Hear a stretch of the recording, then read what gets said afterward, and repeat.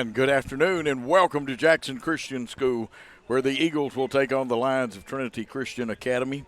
The Lions come in here with a 13-3 record. Jackson Christian 5-6-1, and my cohort Will Cisco. Will, we had a big tie the other day. Time just ran out and a little rain, and so we didn't get to finish that game. Yeah, just like the girls softball team, we are going to be stuck with a tie on our record, but it's better than a loss, so I'll take it. But little tie on the record, and we're going to have a big district game today here against TCA. So now the bad news is the signee for Freed Hardeman, Avery Bradford, will not be playing today. We miss his bat, his speed, and his defense, and also Carlson Holt will not be DHing today. Mm-hmm. And JT Favera, who gave us 3 good innings, and they'll go with JT as long as things are well. They'll may have to make a change because he's only used to doing about 3 innings at a time. Yeah, he's only used to doing a little bit at a time, so it's going to be interesting to see who they put in after him. But he'll have a great start for us and hopefully get us out to a hot start to start this one out. Yeah, he came in and had I think he actually got 4 good innings out of the game at I started to say Old Hickory Academy. It shows how far back it's USJ, and my pardon to the USJ fans. But remember, your school was originally a combination of Episcopal Day School and Old Hickory Academy. Mm-hmm. Jackson Christian's been pretty well Jackson Christian since it's been in existence. The only difference is redesigned our emblems and stuff and dropped the school. It's just Jackson Christian now. What are you looking for in this contest? This one, a little rivalry here. You got 2 schools in the same town, but there's more to this rivalry than that. Oh, yeah, there's more than just that. It's one of the big ones between, like, us and USJ. This is about just the same, us and TCA. So big game, lots of bragging rights here. Good TCA baseball team. So wearing number 9, the right-handed hitting Parker Smith, the shortstop, comes in there. His front foot will be even with the box, so that puts him a little bit towards the back of the box. Favera's first pitch outside. And Favera will have to work those corners.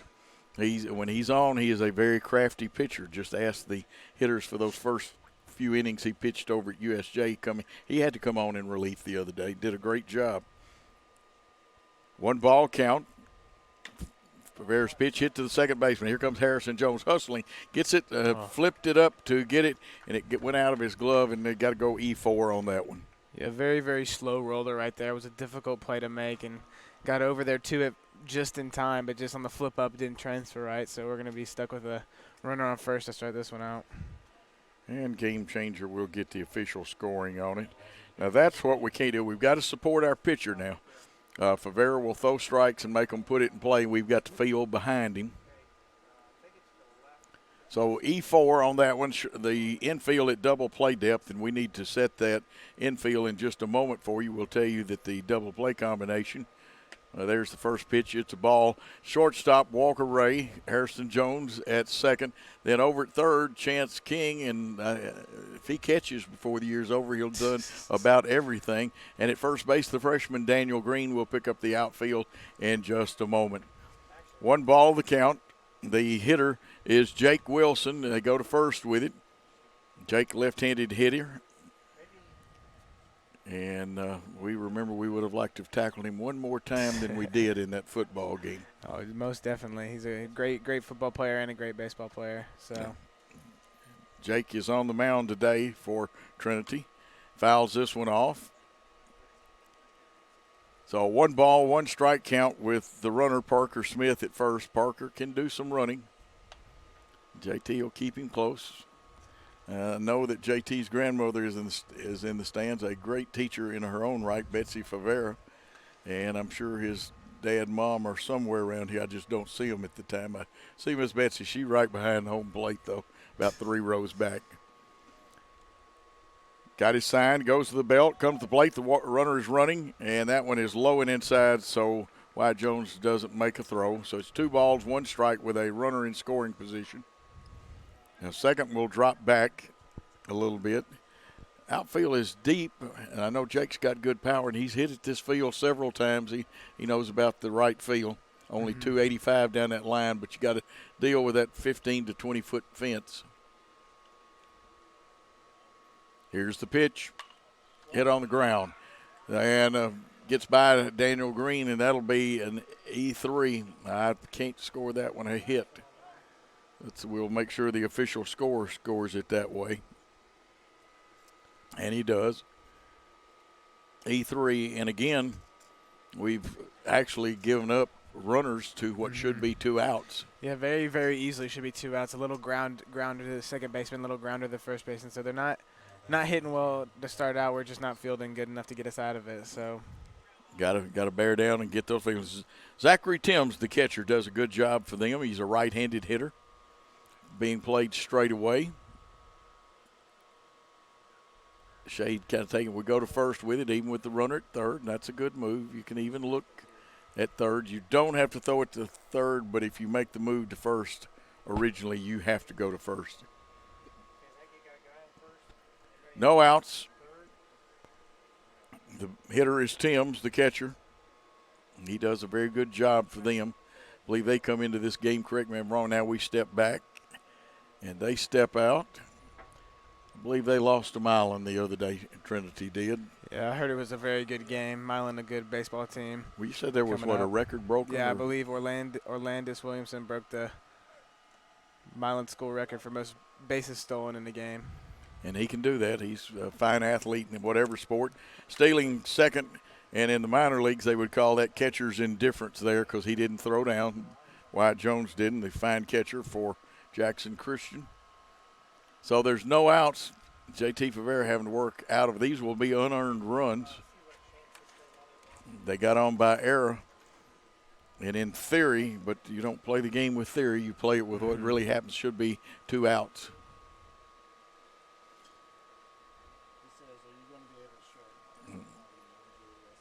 Here's Favera's pitch. 1-ball pitch outside for ball 2. Trying to work that outside of the part of the plate so the batter can't pull it. If you try to pull that outside pitch, usually you're going to pop up or hit something weak unless you use the inside-out swing. It is a very difficult pitch to hit, and it's one of the harder ones to pitch, but it's also one of the harder ones to throw and to get it right on the outside there. When I heard you used to be good at taking it opposite field. I was. 2-ball pitch, swinging, strike 1. It was a good pitch and a good swing both, but fouled off. Of course, Will has a lot of baseball knowledge, but best known for having some of the best hands in football around here. Now we're going to have a pinch runner. That'll be number 3, Reed Chapman, I believe. And Reed, of course, he could thump those threes in basketball. Tell me about it, man. I've dealt with Reed a long time playing basketball with him. Now, I believe y'all beat Trinity twice in basketball We this did year. beat him both times this year. Man, that looked good there. Now, there I go calling it. It's 2-2 now. I like to call. We'll try to keep up with the Lady Eagles as they are playing at, I believe, let's see, Tipton Rosemark today. Tipton Rosemark. That'll be a good game. Of course, we got to do one of theirs. We get to do a couple more there. And you get to hear Will. I'll be with Will, but Will is the man when soccer happens Thursday.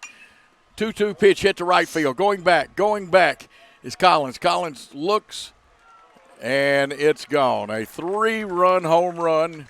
Mr. Wilson, we need a new baseball, and I believe we are using Wilson baseballs. And so a 3-run homer. That one just kept going. And remember now, it's only about 285 out to that part of the field. 3-run home run. 3-0 with no outs. And like I said, in theory, you take away the 2 errors, and it's a 1-0 game, but that's theory. The game is played by actuality and really on the field. So 3-0 Trinity leads, and that sends up the left-handed hitting Harrison Freeman, the first baseman.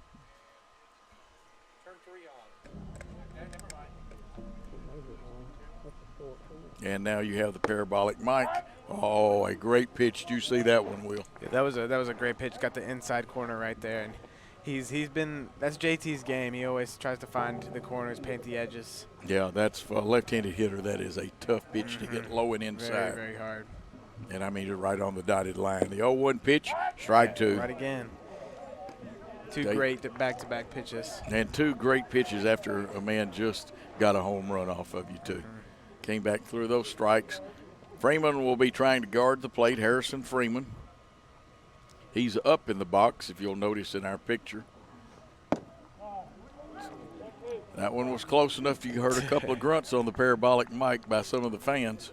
Heard some of the oohs and ahs. There's a little bit high strike right there. Could have gone either way, but I agree. It was A little probably bit. a ball. Umpire's right. 1 ball, 2 strikes, no outs in the inning.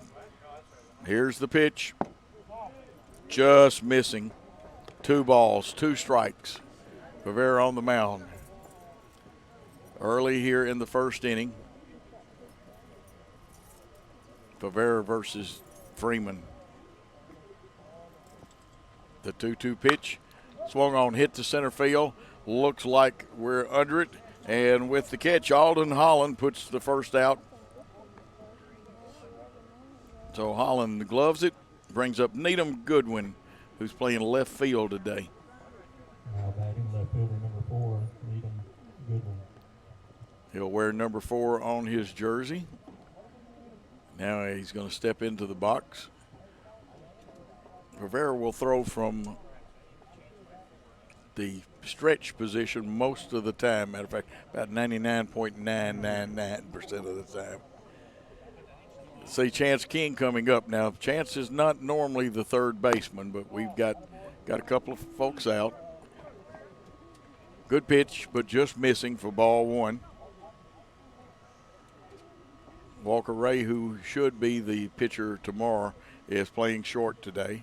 The 1-0 pitch coming. Curveball for a ball. 2 balls, no strikes. And slowly the shade of the trees, that's a beautiful trees out in right field, are engulfing the infield. Ready for the 2-0 pitch. Outside, be 3-0, and I have a feeling the automatic take is on. I do agree that it definitely is on. 3-0 count after he struggled a little bit. So we'll see what happens here, but definitely going to see one right down Main Street. Let's see if he does that. Of course, JT has been known to work those corners too, so it'll be interesting. But I'm like you. Normally it comes right down Main Street. And he'll take a walk. So missing on 4 pitches. A runner at first. Infield will move to double play position. Griffin Orr will be up there. Now batting right fielder number 5. Orr wears number 5, and he's going to play right field today. Will Allen Smith, the second baseman, on deck. Left-handed hitter. Will shade him just a step or 2. Nice pitch. That one got that corner. That's the one Will was talking about. That's that corner right there. He does a great job. That's his game. Always trying to find the corners and the outsides, make it difficult for the hitter to hit it. Very effective when he can paint those corners, as Will told you. Of course, Orr wears number 5. They throw to first, and they didn't quite get him. That's the I know you're there move, but they almost caught him leaning to second then. Weight was starting to shift a little bit. No balls, 1 strike, 1 out, a runner at first. Collins, the right fielder, is deep.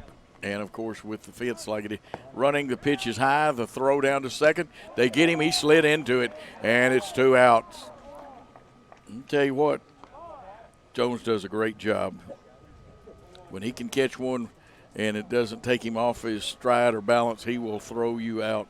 That was a great throw down by Wyatt there. Finally got his timing down and was able to get it right before Needham Goodwin could slide in and get it safe there. But great play by Wyatt. 2 outs. Griffin Orr still at the plate. Here's Favera's pitch. Fouled off. 1 ball, 2 strikes is what I've got. 1-1 is the scoreboard right. I've got 1-2. I don't know. We'll check it out and see.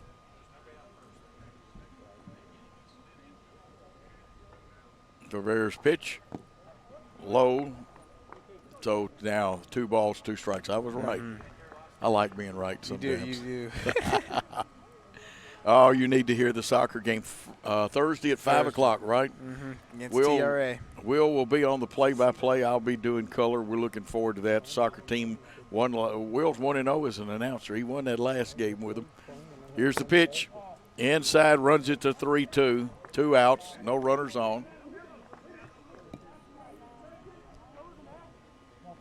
Griffin Orr, the right fielder. Straight away, pretty much in center and left. Infield's at normal depth.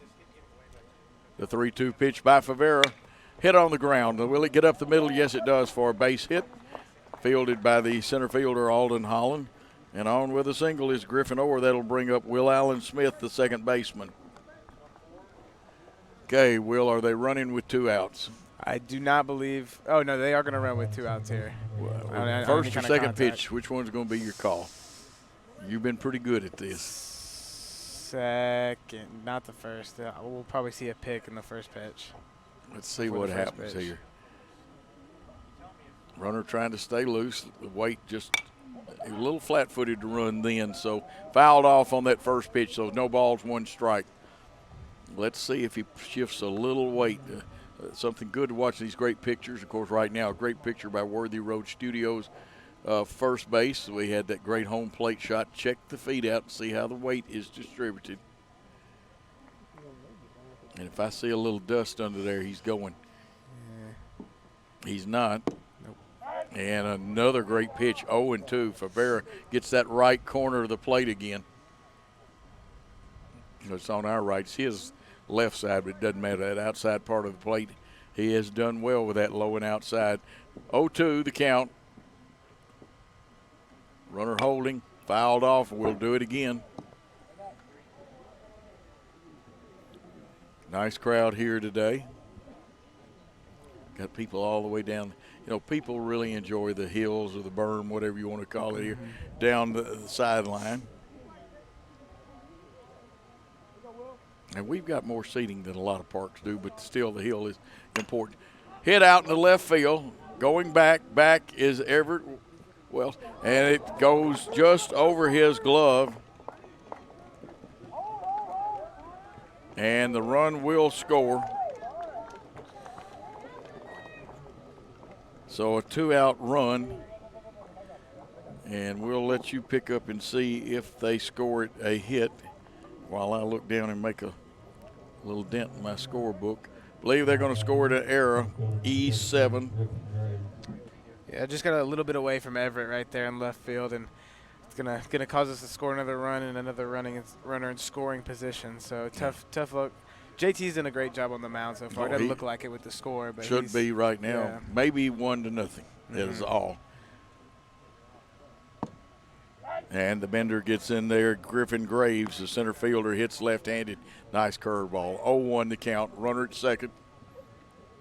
With a left-handed hitter up here, the shortstop will do a lot of they'll play games, he and the runner at second. And if you see enough space, they will pick him off, but they didn't. Just missing. Low and inside. 1 ball, 1 strike, 2 outs, runner on second. Shading this hitter, Griffin Graves, slightly to right field. Runner checked, they go. And he's back safe. 4-0, Trinity Christian Academy leading at this point. We're in the top of the first. Unfortunately, we have made 3 errors.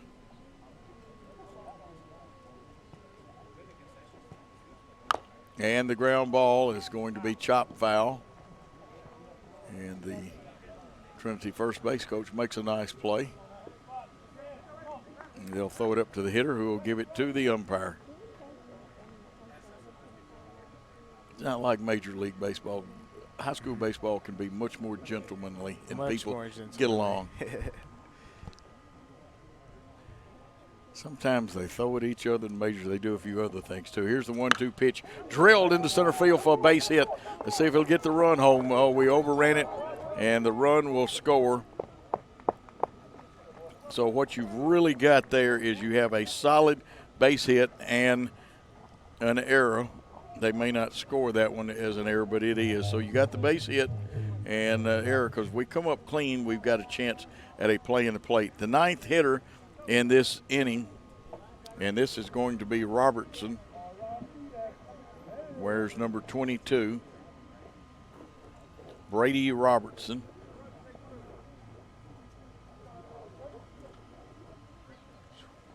Swinging, strike one. Good pitch. It really was. Had him off stride too, didn't it? He's thrown about 32 so far in this inning, so not a great start on the pitch count wise. Yeah, he's had to throw a lot of pitches. Again, we've got the 3 errors on the batted balls, and well, the 4th one was, but it was a hit first and then a error. Just missing outside, so it's 1-1.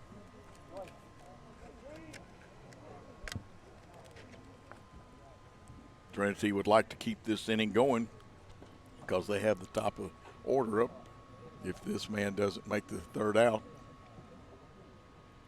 Brady Robertson waiting for Favera's pitch. Oh, dotted line just missing. Very, very close right there. It was a great pitch by JT. A lot of great pitches for JT. He's trying to mark the edges still, but sometimes just not getting it. Yep, you can tell the pollen's in the air today. Oh, yeah. Will and I both have been playing with the pollen as much as we have the baseball. Here's the pitch, swinging strike. Very good pitch.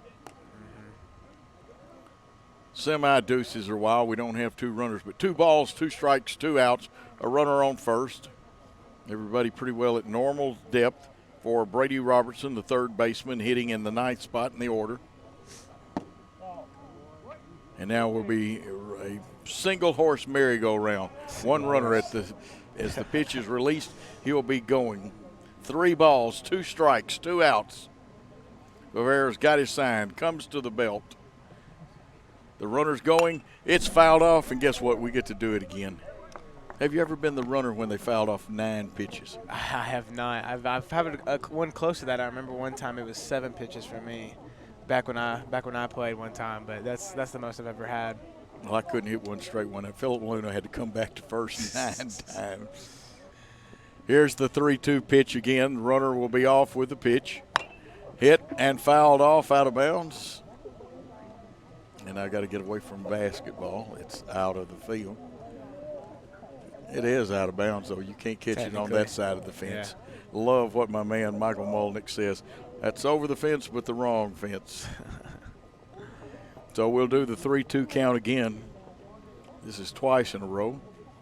2 outs. Runner will be going with the pitch. Popped up high. Collins takes a look at it, comes in on it. He squeezes it, and he's got it for the 3rd out.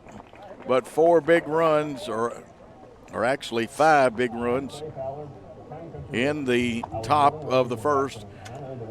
Top of the first, Trinity leads 5-0 with TCA with Jackson Christian coming to bat.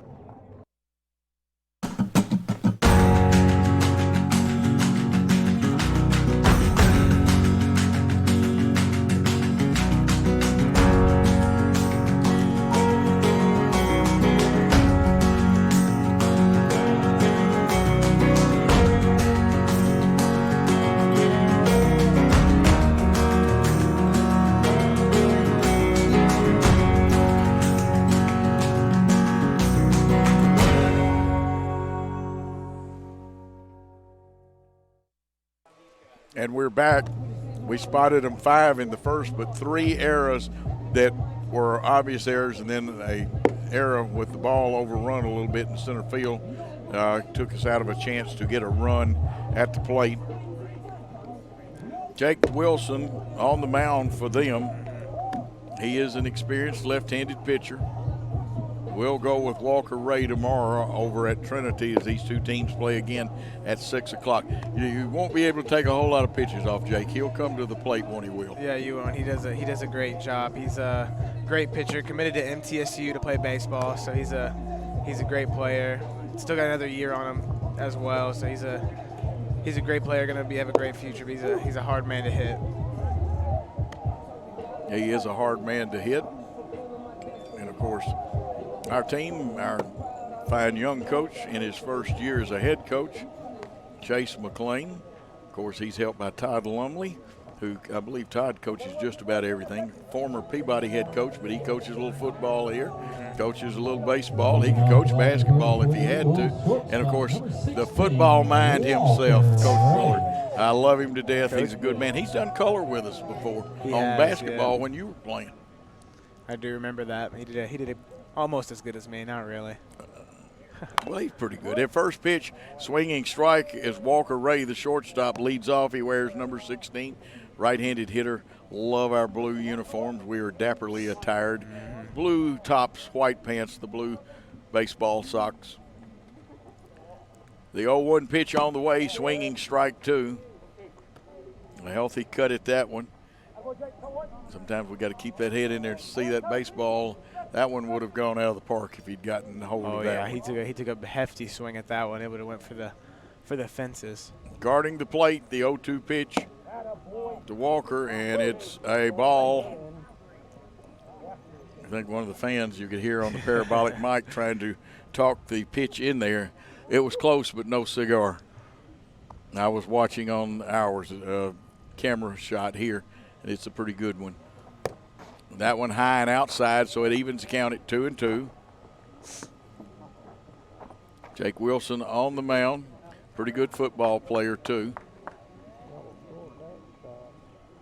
Yeah, Jake played a little basketball. I know he did it one time. At one time. I don't think he's one anymore, but he used to be. That one is a strike, and that was a good pitch for the first out of the inning. One strikeout. And that brings up Everett Wells, the left fielder. Everett Wells.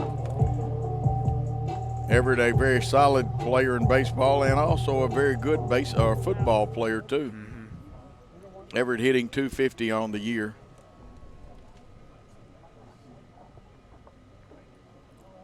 Here's the first pitch. Swung on and solid but foul. And that one, you could hear it come. It just didn't ping. It came off the bat hard. Came off very, very, very hot, but it's got around it a little bit, just not quick enough. So he's gonna learn from that, hopefully. The 0-1 pitch bounces. That's one of those 58.5-foot pitches. So 1-1. Ones are wild, I guess you could say, on the board. 1 ball, 1 strike, 1 out. And the pitch, 1-2. Everett Wells, he's had a good career here at Jackson Christian in several sports. He's got to guard the plate with a 1-2 count. To wind up the pitch, comes inside, 2-2.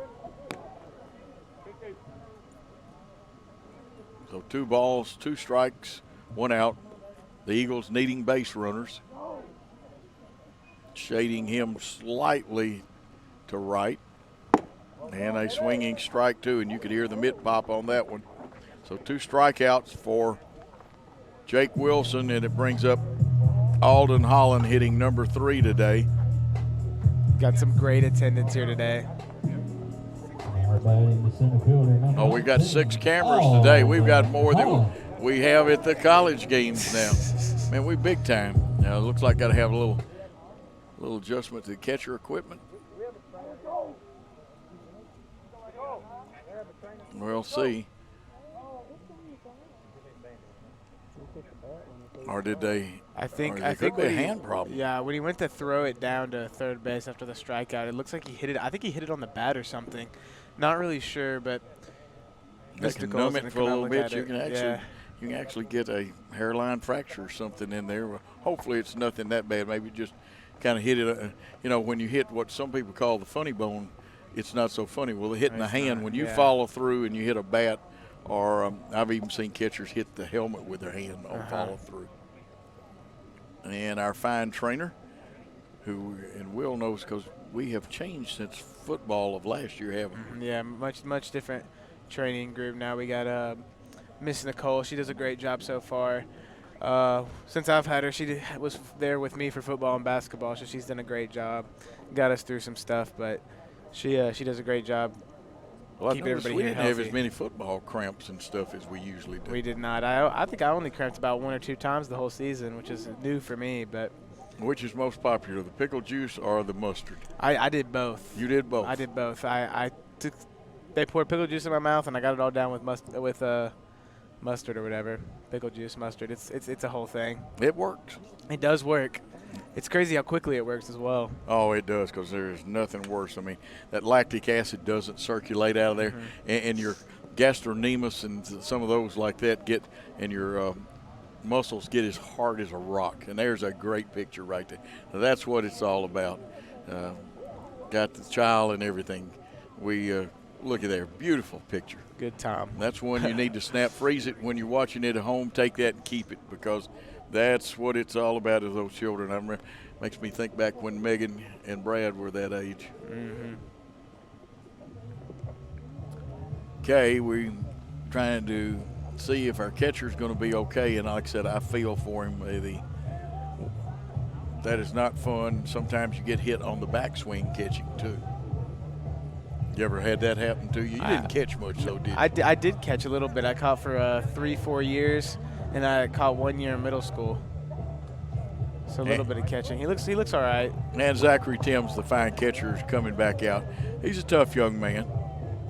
And, one of the bad things that, they labeled the catching equipment as the tools of ignorance. No, you've got to be very smart to be a catcher. Yeah, very, very difficult. Everybody catches it smart. And that brings up now Alden Holland, the center fielder. Alden deep in the box. He'd like to get this thing started. They play him straight away. And tell you what, Jake Wilson is on. He throws a strike there. He is not wasting a lot of pitches. Yeah, I've got him at 11 right now and 2 strikeouts. So he's done a great job so far. Pitch fouled off, and now quickly in the hole is Alden Holland. Alden will have to guard that plate. In the old days, everybody choked up. You don't see many people choke up anymore. Yeah, it kind of went away a little bit. I choked up in my earlier years, but as I got older, I kind of stopped doing it. But here's the 0-2 pitch, swinging strike 3. So no runs, no hits, no errors. The side struck out at the end of 1 complete inning of play. TCA 5, Jackson Christian nothing. We'll take a timeout and come back on the Jackson Christian Sports Network. The reason I chose Freed-Hardeman is because I'm a mother of 2, and I live here locally here in Dixon, and 2 years ago I decided that I wanted to be a nurse. So Freed-Hardeman had just opened up, and I was ready for the opportunity and jumped on it, and I knew I needed to stay home, still be a mom, and yet I wanted to pursue my dream as being a nurse.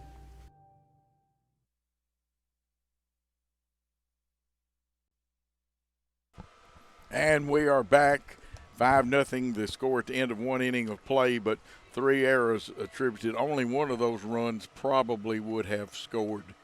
You might say 2 if you want to take one of the later runs, but young team, you're going to make errors, but you got to play through them. Now puts us in the hole against a very good pitcher. Yeah, we are down a little bit right now, 5-0, and we gotta play some good defense and get our bats hot. Jake's going to be someone very hard to hit. And we got a little hole to come out from, so it's going to be very difficult. But it's going to be a learning experience, definitely. Probably our best bunter not able to play today, Avery Bradford, because he's almost good for a base hit at least once a game with a bunt. Yeah, he can always get on base. That's why he leads off. He's one of the better players to get on base. So. And they go back to the top of the order. Parker Smith, the shortstop, was on with an error the first time up, so officially he's 0 for 1. He scored a run. JT Favera on the mound and throws one inside, and JT deserves a better fate than 3 errors, but he can't help that. All he can do is throw the ball. And trust me, the fielders do not want to make a mistake. Second pitch popped up. Daniel Green gets a beat on it. Looked like he's going to get it in foul territory for the first out. So we've got 1 away. Green catching that pop-up. And when I say that, the reason I said that last game, I heard somebody talk about kids trying to make errors. Kids don't try to make errors. You want to win. Please, fans, watch what you say. Sometimes they can be heard. Okay, on with an error the first time. Jake Wilson, the pinch runner for him, scored. He's up for his second time. He's officially 0 for 1. Line down the line, but foul, and it was foul enough that the umpire could call it fairly early. Green retrieves it. Green's looking for a place to unload the baseball because the umpire behind the plate is very quick. That looks like Tommy Dean on the bases out there. Not sure who the plate umpire is. The 0-1 pitch on the way. Swing, hit to center field. Coming in, got a little bit of a late start on it. Was Alden Holland, but he still made the good play. So there are 2 outs. F8 on that one, flat out to center field. That brings up Zachary Timms, and he lost one and made Mr. Wilson give us a new baseball his first time up. 3-run shot. A lot better start here for JT to start this one out with 2 runs, or two batters up, 2 outs, so not wasting many pitches. Oh, a beauty of a pitch. And Timms knew it too. He tried to hold up, but it was going to be a strike anyway. You can see Tim sees the ball well. Great shot on Worthy Road Studios here on the Jackson Christian Sports Network. Popped up. Let's see if this will end. The Green gives chase.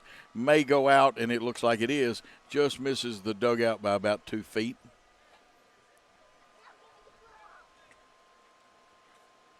And a young man and a young lady there went to get the baseball, but the TCA dugout quick to get it. 0-2 pitch.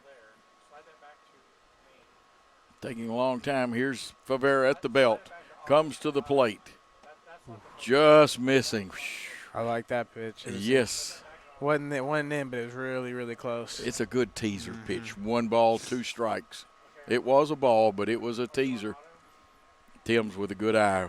1-2 pitch on the way. Swinging and fouled it off, so we'll do it again.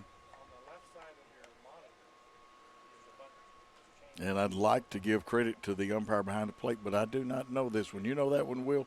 I know that it's got to be Tommy Dean there at first. Tommy, a great pitcher and coach in his own right. He's coached volleyball, softball. He's a great basketball and baseball player at Beach Bluff High School. This one hit, drilled to center field. Will it get down? No, there is Alden Holland. 1, 2, 3. No runs, no hits, no errors, and no one left on base. And at the end of 1 1/2 innings of play, TCA leads Jackson Christian 5-0. We'll be back with the bottom of the second after this timeout on the Jackson Christian Sports Network. The reason why I pursued my BSN in nursing is because I wanted to give back to the community. I wanted to take back, I wanted to give care to all the patients that I had taken care of previously in the past. I wanted to gain more experience and education. Free Hardman is local here in Dixon, Tennessee. I noticed that they had a 100% pass rate for the past 3 years, and I knew that Free Hardman would be a great fit for me.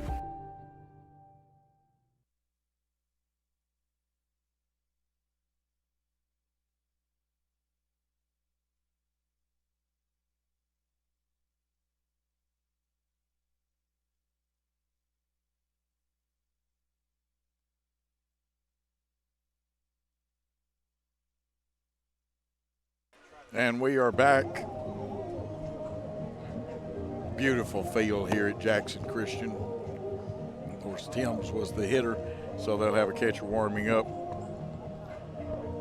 What does Chance King need to do? We need a hit here bad. We need to start chipping away at the hole. We're in a 5-0. It's down 5-0. Going to be difficult, but a hit here would be a great start to get us back into it.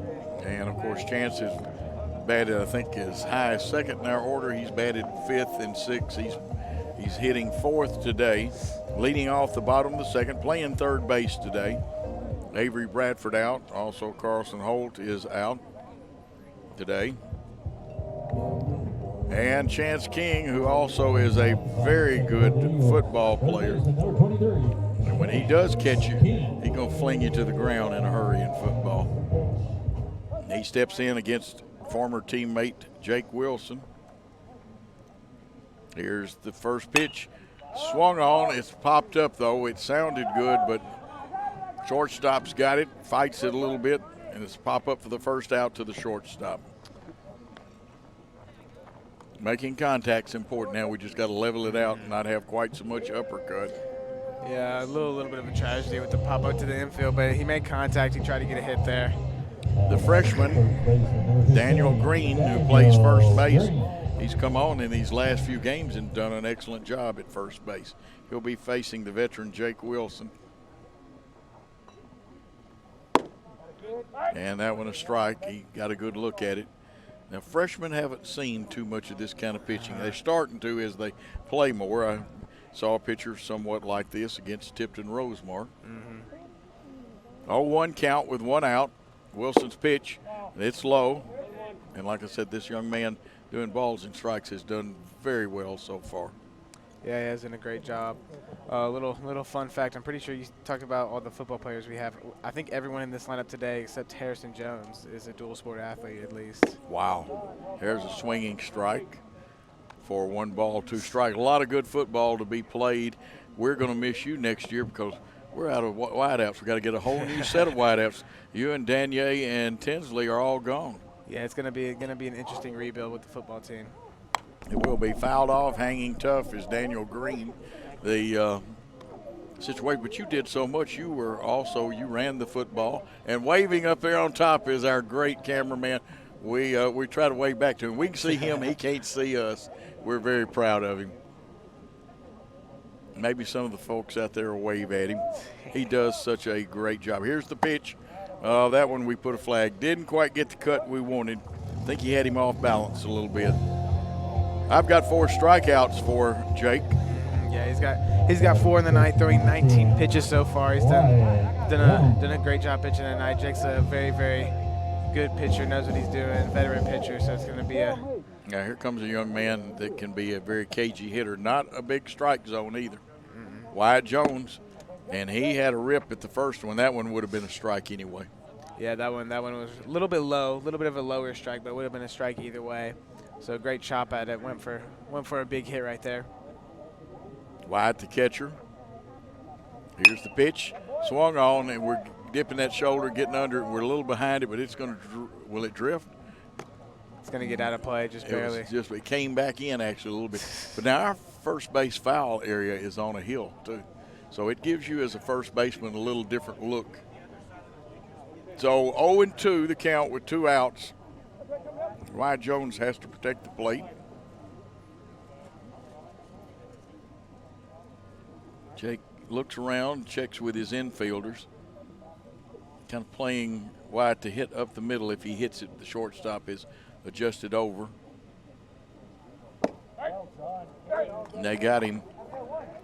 So again, no runs, no hits, no errors, no one left on base. And at the end of 2 innings of play, Trinity Christian 5, Jackson Christian nothing. We'll be back with the top of the 3rd. The reason I chose Freed-Hardeman was I came for orientation, and I felt welcomed and loved, and I've toured many nursing programs, and this was different. This one was something different to me, and it's been amazing, and I really enjoyed it, and it's something I'll always remember, and this is family to me. I also chose Freed-Hardeman because of the 100% pass rate at Dixon. They've had a 100% pass rate for the last 3 years, and that finalized my decision to come to Freed-Hardeman.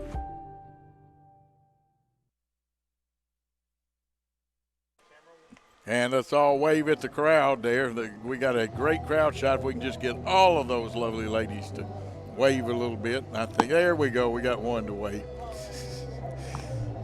And I know that Lawson Man and everybody, all our crew except for me, is available at this time. So if you want to get Will's phone number, I'll give it to you after the game. Will says, I hope you hadn't got a girlfriend. I may have gotten you in trouble. And there's some more of our wonderful crowd. People having fun. Fun at the old ballpark. Great hamburgers and hot dogs. If you haven't had one, you better get one quick because they sell out just about every game. Throw goes down. Trinity comes to bat.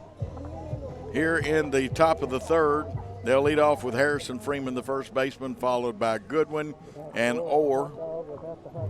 Top 3rd, TCA, number 6, first baseman. And of course, we appreciate Lawson getting those good shots. We'll ask him if he got any phone numbers while he was over, and we're just teasing about that. Very good crowd, focused on baseball. Fouled off on Favera's first pitch. Freeman, his first time up, flied out. Wears number 6, as you can see in the picture. Good left-handed hitter. You see the signals and target given. Excellent pitch and an excellent shot by Worthy Road Studios. Oh, we're going to ask Lawson now, how many numbers did you get from those girls over there? Oh, he's giving me the bad eye on Guessing that. it's about 0. The 0-2 pitch, swinging strike 3 as Favera strikes out Harrison Freeman for the first out in the inning. And I believe that is JT's first strikeout. Yes, We'll it let is. you First double one on check the it. night. We both keep the book. We also got, this is Goodwin in front of us, Needham Goodwin. And we also use Game Changer to keep up with things too. Game Changer says Favera has 54 pitches. Got him at 53. 53. I'll trust our stats. Here is Favera's pitch. This one drilled to center, going back, Camps under it. And again, Alden Holland, and he's been a busy young man today. Yeah, he sure has. He's done a great job in the outfield. I believe he's had about 4. That's his 4th pop fly today he's caught. So lots of action in center field today so far in these first 3. 4 putouts. Griffin Orr wearing number 5, the right fielder at bat. He singled his first time up. 2 outs in the inning. No runners on for JT Favera. This one's drilled. This will be a base hit, and it's going to get into that gap unless cut off. Did we get it cut off in time? Yes. Holland, man on the Pony Express, he got it back into the infield in a hurry. Mm-hmm. Yeah, he did a great job getting in. That's Griffin Orr's 2nd hit on the night so far, so he's been hot on the plate tonight. Yeah, 2 for 2. And like I said, Will gives you excellent stats. 5 runs, 4 hits, and no errors for Trinity. No runs, no hits, and we've committed 3 errors that really show. In one situation we overran a ball a little bit. Swinging strike 1 for Will Allen Smith, the second baseman. He's 0 for 1, but scored back in the first inning. Got on with an error. That was a beautiful pitch. I don't know if you saw it. It was great. Swinging strike 2. You could hear it foul off, go off the mask, chest protector, and the back of the fence there, or the wall. Nice padding, though, right behind the home plate. You ever run into the wall, though, where it's not padded? I haven't. I know the catcher has before. 2 years ago, I forgot who was catching, but they gave it an all-out effort, but they hit that wall pretty hard. Just missing. It was a temptation pitch, so it's 1 ball, 2 strikes.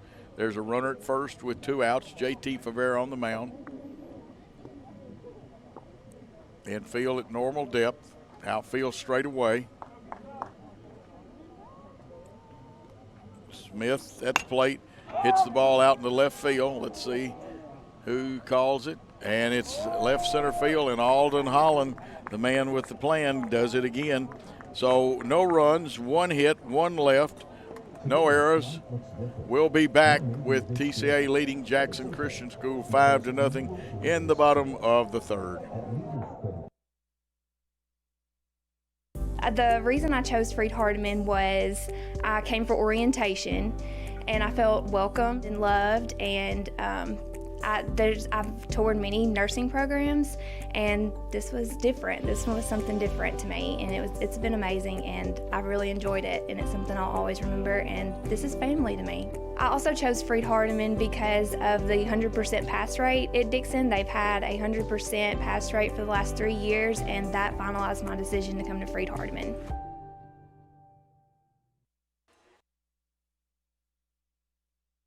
And we are back with Trinity leading 5-0. Jake Wilson so far actually has a perfect game, Will.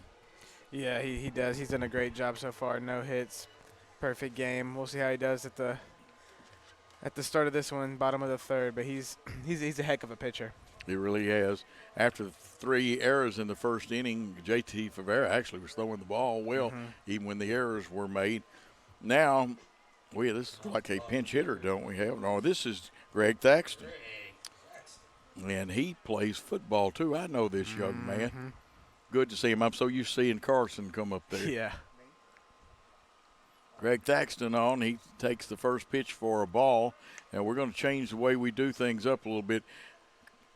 Will is going to come back, and when we go to the fourth, he will come back and do the fourth inning for you. And let's see, the count is 2-0. 2 balls, no strikes, no outs. Leadoff man is the designated hitter, Greg Thaxton. I believe he's a sophomore, right? Yes, he is a sophomore. He's 3-0. done a great job. And he probably is going to figure on either the offensive or defensive line somewhere next year. Yeah, I imagine he'll be a big deep tackle for us next year. Going to be one of the keys of the defense. Well, now he got in some plays this year too, didn't he? Yeah, he played just a little bit. And he walks, and that's what the young man wanted to do, is get somebody aboard. And it's still a no-hitter, but it's not a perfect game anymore. And a runner at first, and that brings up Harrison Jones, the fine fielding second baseman. And he'll be followed by J.T. Favera. And Harrison had a big hit. Matter of fact, had a game winner. Everybody likes to have those game-winning hits the other night. One of the best. And there's a strike. For the most part, except for that last hitter, Jake Wilson has been right around the plate. Being left-handed, sometimes it's tough. Lou Brock's the only guy in history that loved to run against left-handed pitching. Checks the runner, comes to the plate. 2 strikes very quickly right there. So Harrison Jones, the second baseman, will have to guard the plate with an 0-2 count and a runner at first. Infield's at double play depth. Outfield is pretty well straight away except for center, and that may be so he can see around the pitcher. Sometimes you have to do that. Hit for a base hit. Jackson Christian's first hit comes from Harrison Jones. So now this young man in 2 out of the last 3 games has had some big hits. Yeah, that one was pretty much identical to the one we saw in the walk-off against USJ. So great hit by Harrison, shows he can do it again. So that's nice. No outs. I have not seen JT hit this year. What kind of bunter is he? I couldn't tell you that. I've never seen him hit in a game, I don't believe. See if they try to advance the runners first and third, thinks they are. Second and short are at normal positioning. And he is bunting. And it's a strike. And it looks like third is going to try to discourage him from it. You got to make third base feel this one because there's no way they can put the wheel on. So your bunt wants to go down that third baseline, make the third baseman field it, and you will have accomplished your job. And now he's got 2 strikes on him. See, there's nobody that could have covered third base. Yeah, there was no one there. That could have been a great time to get down right there. But now, you don't always do this, and it can be good baseball. If JT is a good bunter, they could leave it on, or they may let him hit away with 2 strikes. No, third has relaxed a little bit. TCA still looking for the double play, and he is hitting away. And they said he took the third one. So 1 out in the inning on the strikeout. And I've got, 6 strikeouts? Is that what you've got, Will? yep, I have 6 as well. Okay, that brings us back to the top of the order. Walker Ray can sure help things with 1 out. Very capable hitter. Deeper in the box. Ooh. He got all of that one, but it went out foul. And that one's in the parking lot down at the football field.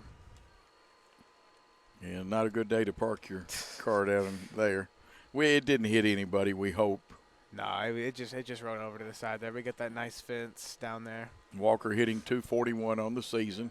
0-1 pitch to him, fouled it off. Now he's in the hole, 0-2. He'll have to guard it with 2 runners on. TCA would really like to turn that double play. And the infield is at double play depth. Outfield straight away, because Walker Ray is capable of hitting it to all fields. Wilson looks, comes to the plate. Base hit, down the line. Could be 2, should be 2. 1 run streaking for the plate. Second run will be held up. So 1 run scores. and we're going to give him a double. A great piece of hitting, and he picked on the right pitch. Right down the baseline right there. Can't draw up a better hit than that. Grounded all the way to the left field fence. Did a great job. Now, Greg Thaxton did a great job. He got on base with the walk, and he's come in to score, and it's a 5-1 contest. 1 out in the inning. Ball hit on the ground, a big hop. A second run will score. There was an error, and safe at first, safe at third, and that was Everett Wells. And that one was an error, though, but still, now we've got 2 runs in. Big inning for the Eagles. And this game is all about having fun. You start making contact. And again, Jake Wilson has thrown good pitches. We've hit him this inning. Thrown very good pitches, but we just got to finally figured it out a little bit and gotten on base. Chipping away that lead a little bit, 5-2 now, so much more bearable. Second look around. That one is outside. And you got to give Harrison Jones with his single is so important, but give Greg Thaxton credit for walking. And we've got plated 2. 2 runs, 2 hits. We've made 3 errors. Base hit. Perfect. That one didn't have much sound, but that must have been one of those composition bats. 2 runs streaking for the plate. The throw goes towards second, and this game is a 5-4 game. Very interesting. Great hit by Odom there, almost identical to the one that Walker hit earlier. And the pitching coach or the manager won. I didn't get a look who came out. All I'm seeing is the back to talk to him is Jackson Christian has propelled their way back into this contest with 4 big runs in the bottom of the third. 4 runs and 3 hits, 3 errors, though, and the score could be different.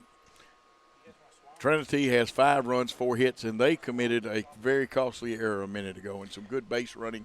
Our young man didn't even stop. He just rounded first and kept going. Only 1 out in the inning with Alden Holland at second and Chance King, who is a very capable hitter. If he makes contact, he can give it a ride. Got under one, though, and popped out to the shortstop. It was one of those that went so high that it needed an in-flight movie.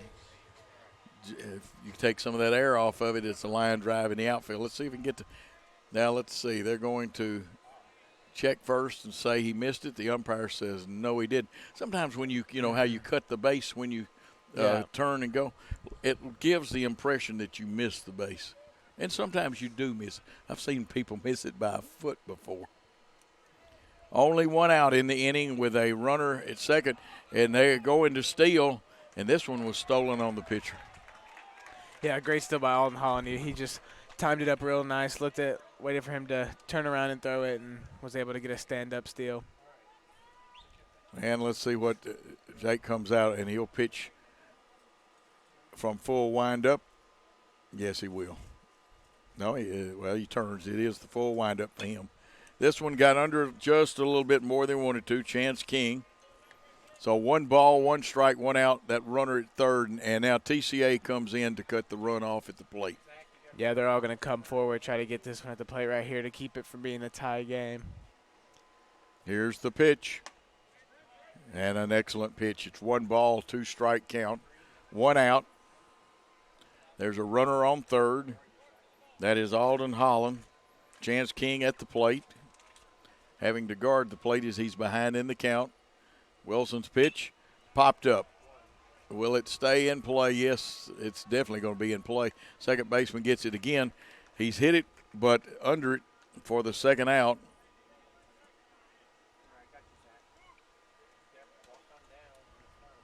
And I lost that one on the broadcast booth. I guess you would call that our window that is opened up.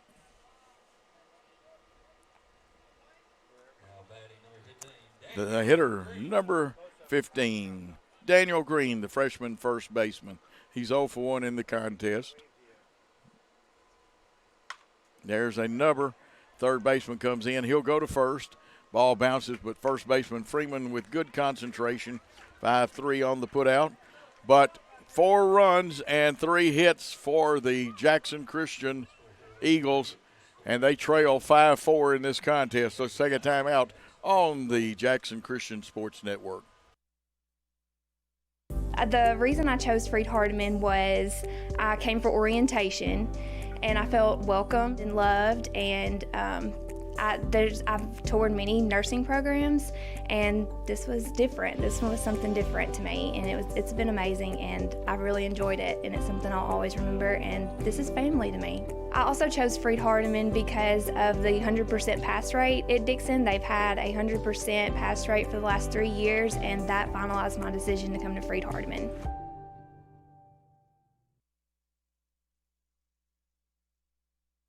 And we are back here at Jackson Christian. Top of the 4th here. We got a good crowd out here today, Coach Joe. Yeah, that crowd had a couple of the young ladies wave at them there. They're a little shy, but they're watching a great game. White Knuckler now 5-4. Yeah. Finally was able to chip away. A bigger chip than I expected, bringing us back into 1 run. So great inning by our Eagles so far. But we're going to have JT back on the mound. I've got him at 59 pitches. I don't know how correct that is. It should be pretty close. Well, they just switched over. They'll switch, and we'll know in a minute. Your stats are usually right on. Should be within a couple pitches of 59. Now, JT has gone 4 innings before. Matter of fact, I want to say 5 is his longest that he's gone. I can't be for sure, but that sounds right. Yeah, and they'll pop this up on our little screen here in a minute with the official statistician's pitch count. Here's Will Cisco, though. So, leading off this inning, we're going to have Griffin Graves. He has a hit so far in the first inning of this game. So JT's going to get the pitch, and it's going to be a bunt, but it's going to go foul. Good effort on the bunt there. Just went off the bottom of the bat and foul. So we're going to go again. And coming into this inning, JT Favera had thrown, they've got him 60 pitches, 39 strikes. Here's the pitch. Outside just a little bit. Try to get him with the off speed, but it's just going to be outside slightly. So we're going to have a 1-1 count here after the failed bunt attempt. Alden Holland, he's the only one not straight away. A couple of steps towards right. Ball hit, going to go into foul territory, and it's just going to clear the fence into the batting cage. Chance King gave it a good effort. So did Walker Ray, trying to get over there. And also Everett Wells coming in from Jackson Christian, such a young team. Now we got a couple of seniors, but only 3 healthy enough. Look at there, another. Back in the That's in the concession stand. They are good people in there. We like them. Great people. Yeah, we need some popcorn here. 1-2 count, and it's going to be a hit right up the middle. Just going to pass the second baseman, and it's going to be fielded by Alden Holland. So that's going to be a single. Second one of the night for Griffin Graves. It's 2 singles for him. Wow. Impressive. So now up we have batting the 9th spot, the third baseman, Brady Robertson. Flew out to right field at his first at-bat. Of course, Jeremy Maddox, the head coach for Trinity. Here's the pitch from JT. Going to be a fly ball to left field. Everett Wells is going to be streaking over to get it, and it's going to get down in fair. So going to go around the bases, cut off by Walker Ray, and it's going to be stopped. Going to be a stand-up double for Brady Robertson. If he could just hung up about a second more, I think he would have gotten there. But you know about if ifs and buts were candy and nuts, we'd all have a Merry Christmas. That's what Don Meredith used to say. It was a good try by Everett out there in left field, just a little bit too far, almost right on the foul line. A little bit more wind coming. No wind today, but if there was some, it could have gone foul. But and we'll need to check our bullpen as we're in the 4th. Runners on second and third. Pitch, gonna have a fly ball. Looks like to the second baseman, Harrison Jones, and that's gonna be a routine pop fly, and that's going to give us our first out of the inning. You know, well, those look like they're taking off, and then they start coming back, and we come in, but there's no wind blowing in. Now batting pitcher number 1, Jake Wilson. So now we have Jake Wilson, the pitcher, up to bat. He is yet to get a hit in this one. Got on with an error in the first inning. He would like to drive some runs in, help himself. First pitch in the dirt. Good job by Wyatt Jones. Yeah, he he scrambled. blocked it up really nice right there. I came by practice the other day and watched the catchers block baseballs and things. People don't think they work here at practice. You're wrong. You need to see them. Yeah, it's a catching practice is not a fun job. I remember doing it at one point. 1-0 the count, 1 out. The pitch going to be fly ball, and it looks like it's going to go out of play behind us. Got to ask you this quickly. I know you played for your dad. Did you ever play for your granddad? I did not. I never got the opportunity to play for him, but I heard him all the time. Don't worry about it. Interesting fellow, great guy, and a great human being. Also a city councilman, but he's a good sports fan too. 1 ball, 1 strike, 1 out. Runners on second and third base. You know, for a white knuckler, this crowd's subdued a little bit. That's going to be just outside, and that's going to be the 2-1 count now. JT trying to get the corner right there.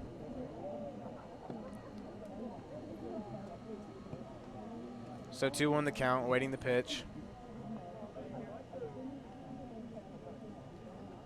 And that's going to be the off speed. It's going to get behind the catcher, and we are not going to have any action on the bases.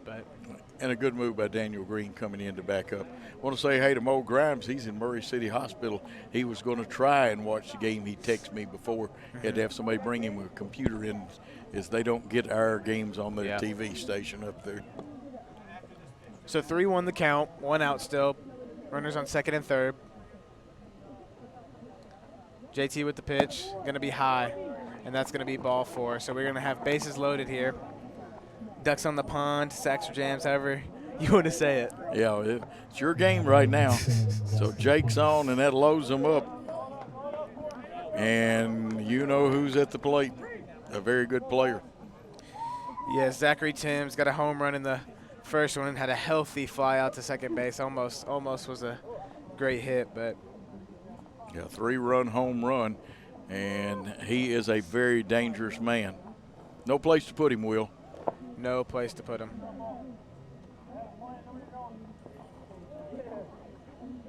So bases loaded. First pitch going to be a little bit outside right there. Tried to paint the corner, but that's going to be a 1-0 count for JT Favera. And we do have action in our bullpen. Yes, we do. Didn't see who went over there, but. It's a little hard. I'm clipped off from him but I saw him throwing, and I also think I saw Coach Bullard. Second pitch going to be a big fly to center field. Alden Holland's going to try to get under it, and does. Great catch by Alden. Runner on third is going to tag up and score, and he's going to get him at second base. Great play right there by Alden Holland. What a throw from center field, and that's going to end the inning. Now we've got to check and see. I didn't see if he scored or not. I think they're going to give it to him. Yep, they're gonna count the run at home. Okay, the run at home. So they've got a 2-run cushion. Bullets. Mostly bullets. Great double play. Let me get that recorded. So after 4.5, the score 6-4.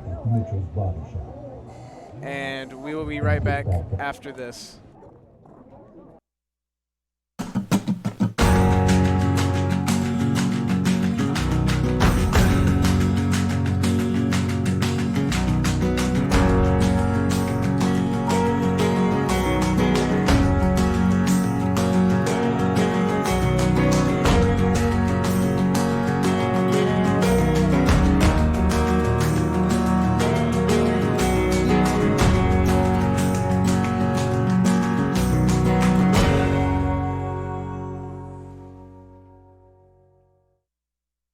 And welcome back to Jackson Christian here. Great fan atmosphere here in the bottom of the 4th inning. 6-4 your score for Trinity Christian Academy ahead in this one so far, but we've had a great game so far. A little comeback in the third inning, and now we are going to see if we can keep our bats hot. Absolutely. We picked up 4 big runs that last inning. They sacked 5. What a great double play. Alden Holland first has to go get it. And secondly, he had to make a peg to second base. Yeah, that's one of the better plays I've seen from Alden. That was a heck of a play. Very, very difficult, and came in a clutch moment to get him out of the bases loaded situation. So leading off this one for us will be Wyatt Jones, the catcher. He is 0 for 1 so far in this game. First pitch from Wilson going to be in the dirt, and that's going to be ball 1 for Wyatt. And we're right here at twilight. The lights are on. Obviously the shade has taken the whole field now. It's still the sun is up, but you got to have lights at this point. So second pitch for Wilson. Going to be high again, and that's going to be a 2-0 count. A little bit wild pitches to start out this inning. Now, unofficially, you're probably right. I've got Wilson with 44, maybe 45. I got him at 44. Okay. So, pitch from Wilson. Going to be strike 1. A healthy cut right there from Wyatt Jones. Yeah, on a very good fastball, too. Wished we had a radar gun. Yes. Last I heard, he throws about high 80s. High 80s. Good swing right there by Wyatt Jones. Going to pop up to the center fielder, and it is going to be caught by Needham Goodwin in center field. So that's going to bring up the first out of the inning with a fly out to center field. So now up for the Eagles, the DH Greg Thaxton, who walked in his first at bat. Young player, we haven't gotten to see Greg much, but he hits right-handed, walked his last time up. First pitch going to be an inside strike right there for Greg. He's going to try to see if he can see something. So 0-1 the count, 1 out. Next pitch going to be low and outside for ball 1. So good eye there by Greg, and that's going to be a 1-1 count with 1 out. And some of you that are on the phones watching the game as well as watching it live. Healthy cut by Greg right there. That's going to be a 1-2 count. That was fastball versus healthy cut. And Zachary Henson walking with the camera. He may come and get you on the camera. Great center field shot here. And that's going to be a good cut right there. Greg's going to keep fighting. That would have been a strike 3 if he didn't swing at it. So a good fight right there from Greg. It's going to be 1-2 again. I like this young man. I'm going to get to see him and call his games in football also. A lot of football players out there today. And that's going to be strike 3 in the ground. And the first strikeout of the inning, going to be 2 outs so far. So now up for the Eagles, Hairston Jones with a good hit last inning. And he is 1 for 1 tonight. And it was a very good hit. First pitch going to be a healthy cut, but it's going to be strike 1. I think that maybe I'm going to do, not coaching, but suggestion players, cut down on the swing, make sure you make contact, because this pitch that Jake throws will go if you make contact. Next pitch going to be an outside ball right there on the outside corner. It's going to be strike 2, so 0-2 count in the hole for Hairston. He's going to have to protect the plate here. Yeah, contact's the name of the game. That was a razor's edge pitch right there. A little bit low, going to be ball 1, so a 1-2 count here. Hairston's going to keep fighting, trying to find the pitch he wants. Going to bat away anything close. Yep, got to guard that plate at all costs. Wilson from the windup. Here's the pitch, and that's going to be strike 3 on the K, and that's going to end the inning. 3 up, 3 down for the Lions, and that's going to be 6-4. Lions up at the end of 4, and we will be back in the 5th inning for some more baseball action. The reason I chose Freed-Hardeman is because I'm a mother of 2, and I live here locally here in Dixon, and 2 years ago I decided that I wanted to be a nurse. So Freed-Hardeman had just opened up, and I was ready for the opportunity and jumped on it, and I knew I needed to stay home, still be a mom, and yet I wanted to pursue my dream as being a nurse.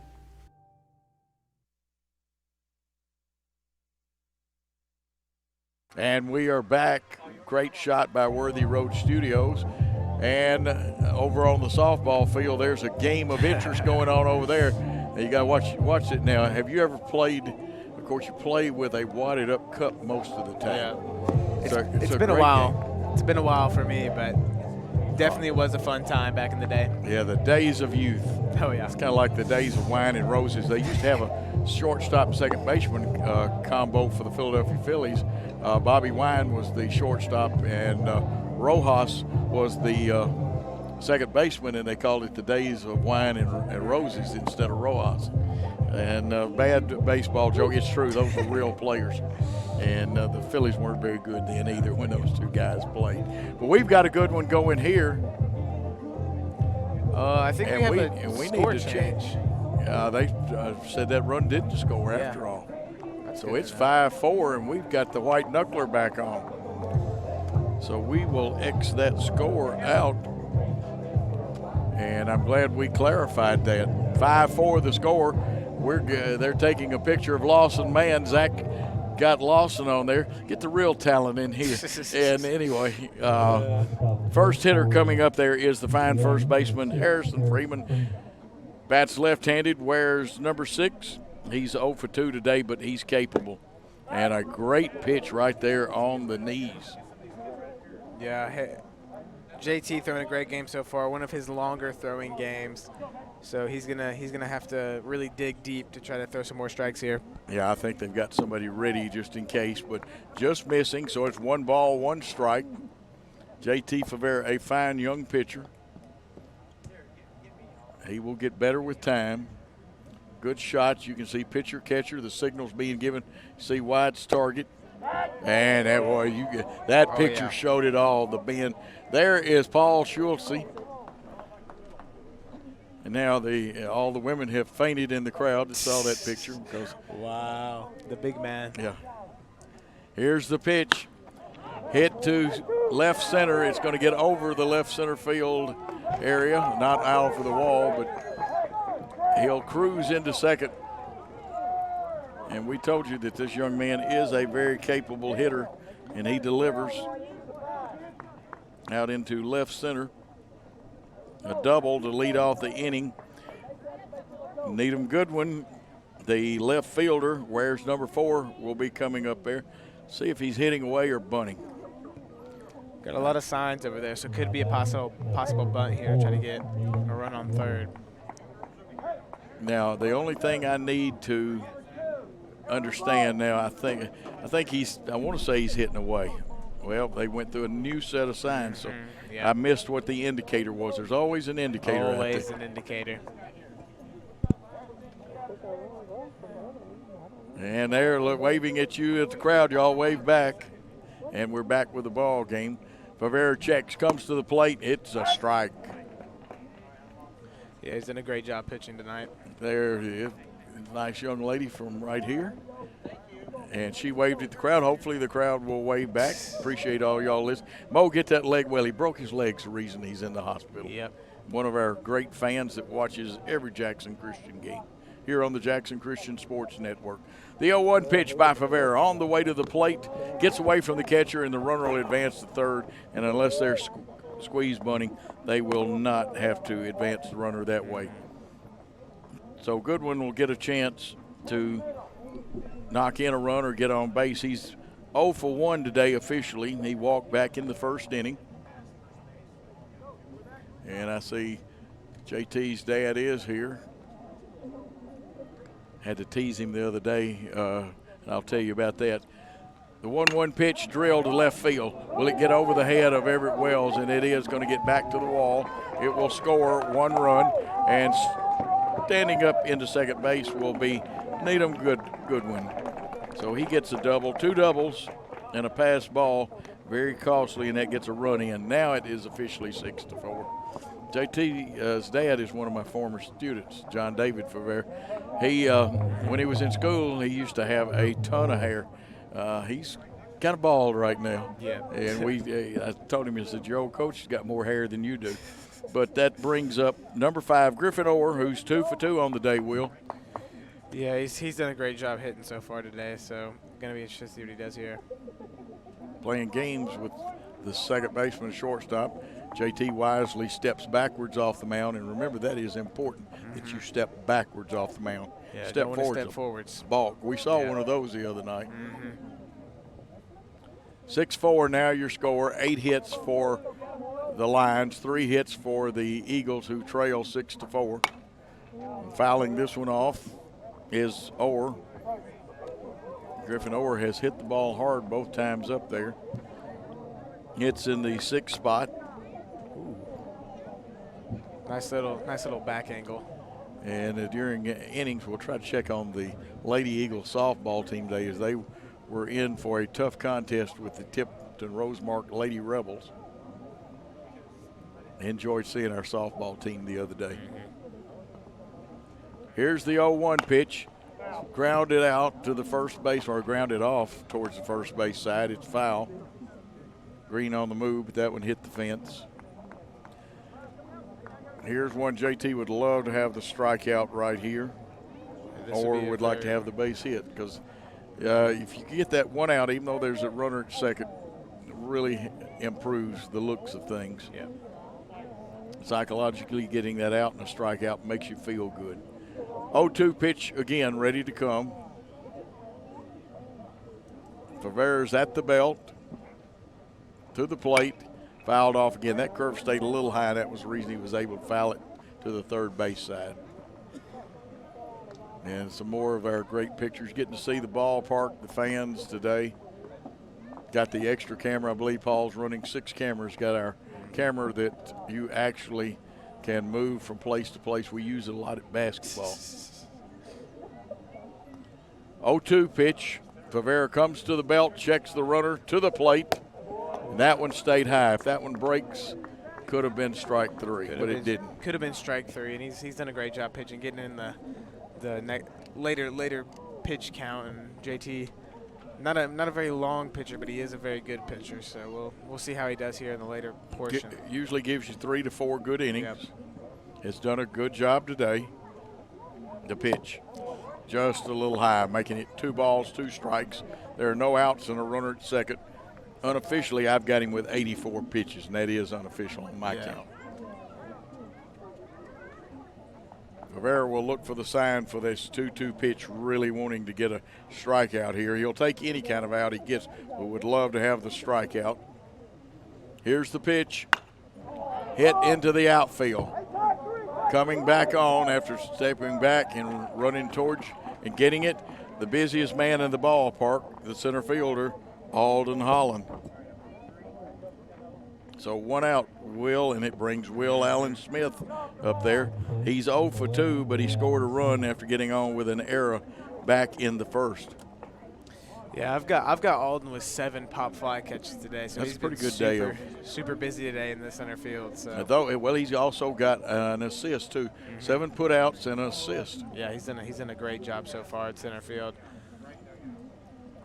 The hitter, Will Allen Smith, with 1 out in the inning. Oh, this one's drilled. Back. Will they get there for the catch? Whew. Again, Alden Holland, they're tagging up, but Alden Holland, like I said, Yeah, man. I hope his parents buy him a steak dinner or something after the ball game. Yeah. 2 outs, the runner tags up and goes to third. We'll call it a sac fly. Let me write that into the book. Brings up with 2 outs. Griffin Graves, who's not an easy hitter either, the center fielder, I've got him 2 for 2 today. Yeah, he's done a great job so far, hitting 2 for 2, 2 singles. Was the one who scored on that controversial run, or not controversial, just didn't know. He didn't actually He didn't get score, there in time. but it was a iffy run, so he's done a great job at the plate so far, getting on base twice. And that one outside, so 1 ball, no strike count, 2 out, the runner on third. And on the shots, you didn't see it then, but sometimes watch with a runner on third, either Walker Ray or the second baseman will come in behind the pitcher just in case there's an overthrow. Graves, and that one was a ball, 2 balls, no strike. Wyatt Jones came out of there. He was fixing to gun the runner down if there was any chance. Some more of our good fans right there watching down that first base or third base line. That's Miss Nicole, our trainer, too. Yeah, does a great job. 2-0 pitch on the way. Oh, it's strike right down Main Street. 2-1. 2-1, 2 outs, runner on second. Jackson Christian trails by 2. Trinity put 1 on here in the top of the inning. We're in the 5th. This one tattooed. It could be. It might be. It is a home run. We need a new baseball, Mr. Wilson. Wow, that was a great hit. That makes him 3 for 3 on the night. So Griffin's having a great night tonight hitting Griffin Graves. It is, and those extra runs mean a whole lot. It pushes it out to 8-4. 2-run homer. Brings up Brady Robertson, the third baseman. And we'll check and see if the man in the bullpen, although, again, it's just been a couple of pitches. Swinging strike, JT Favera still pitching well. They might give him some relief because he's gone about the distance he normally goes. Yeah, he's pitched a very, very long game, and he's done a great job here so far. Just it's hard to pitch 5, 6, 7 innings in a day. 1-1 now the count with that one outside. 91 pitches unofficially. I think it's like 92. Okay, no, you're closer right because yeah. You got to remember now, Game Changer's also behind you. The 1-1 pitch on the way, just missing. And I thought Wyatt Jones framed that one well. And he gets his signs from the dugout if you wonder why he turned sideways. And this happens in high school. Most of them are called from the dugout. 2 balls, 1 strike pitch from JT Favera. And this one, solid hit to left field. And that'll bring up the top of the order with a runner on first now and 2 out. Parker Smith. Parker is 0 for 3. Did score back in the first when he got on with an error. And this is the 5th with 2 outs. Here comes Chase McLean, the head coach. And what do you got, 95 pitches? Yeah, I got him at 94 right now. 94. And the Game Changer just bumped him up said that was his 95th pitch, which means he would only have 15 pitches left to get out of this inning. He's thrown a pretty good game. You say, well, 8 runs, yeah. Got to remember, we gave up at least 4 of the 5 runs because of 3 errors in the first. Now, the home run, no matter whether there's runners on or not, it was going to be there. It was a good home run. And Chase going to stay with him and see if JT can finish this inning. And the young man, I'm sure, appreciates the confidence that his manager has in him.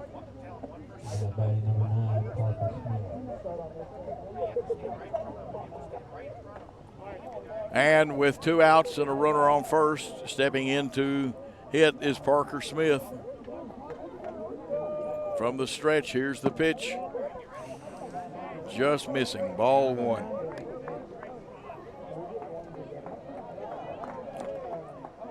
And you can tell late in the game when you start just barely missing, you wind up not getting those pitches sometimes because they're about half inch outside.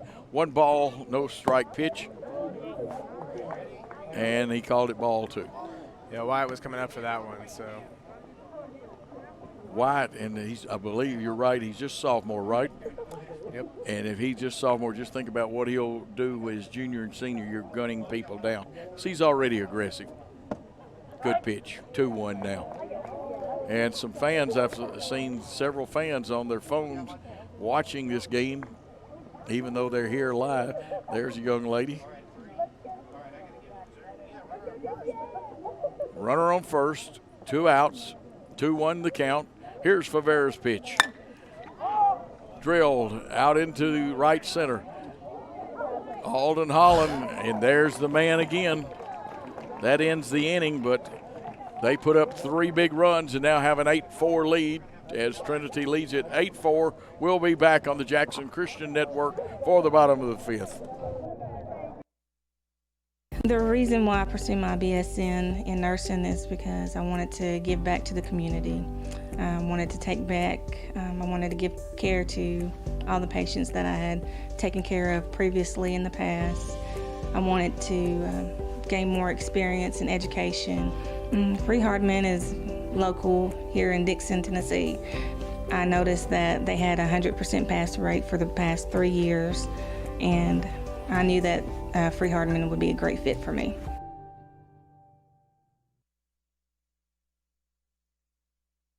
We're back in more fan action. Got those phones out down there. And you can watch and hear this game, get the stats. And we have our own set of unofficial stats, but once we get the official ones, 8 runs, 10 hits, and 1 error for Jackson, or for Trinity. 4 runs, 3 hits, and 3 errors for Jackson Christian. We're in the bottom of the 5th, and to lead off the bottom of the 5th will be J.T. Favera, and let's see if he'll hit for himself. He will, and I got a feeling that even if he doesn't finish this game, he'll go to right field.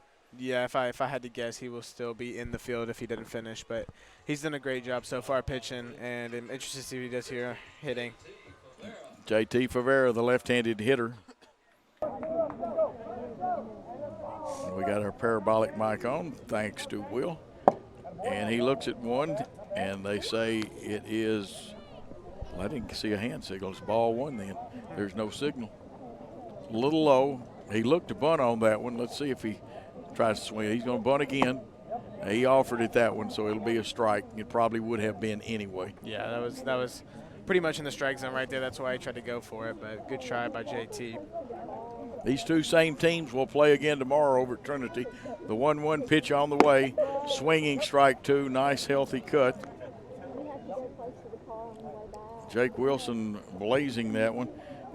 Check me on this. I think Jake's got 7 strikeouts. He could have more than that. My count may have gotten off. The 1-2 pitch on the way.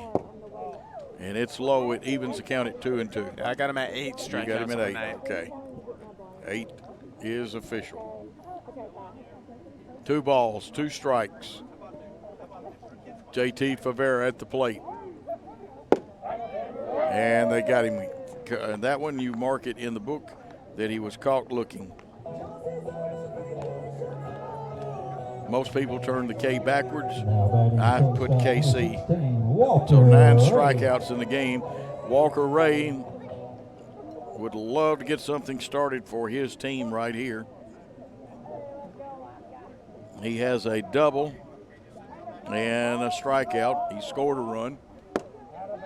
And a great pitch. That would have been tough to hit on that outside corner. Low and away. Another young man there, a fan, waving at you and home.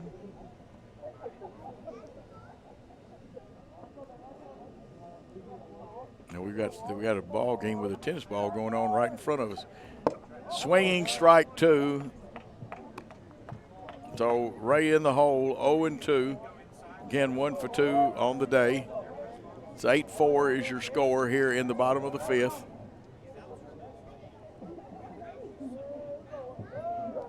Wilson into the windup, and about a 57-footer.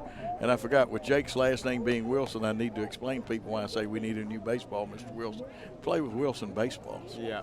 And down at Freed-Hardeman, the men play with Wilson baseballs, but the women play with Rawlings softballs. I think Wilson has the whole contract with the TSSAA.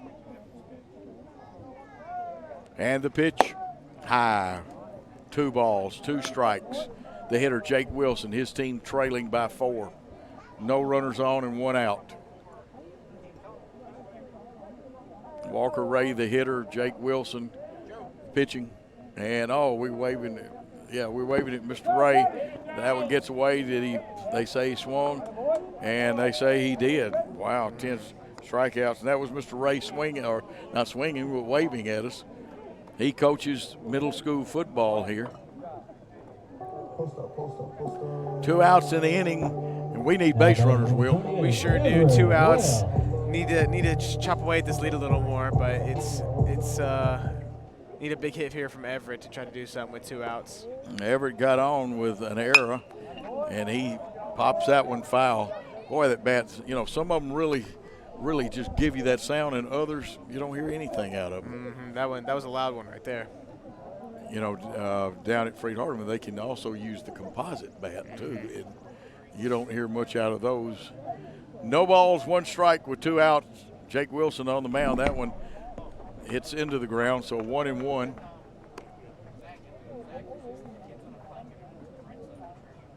We're going to give you a little bonus coverage when we come back in the top of the 6.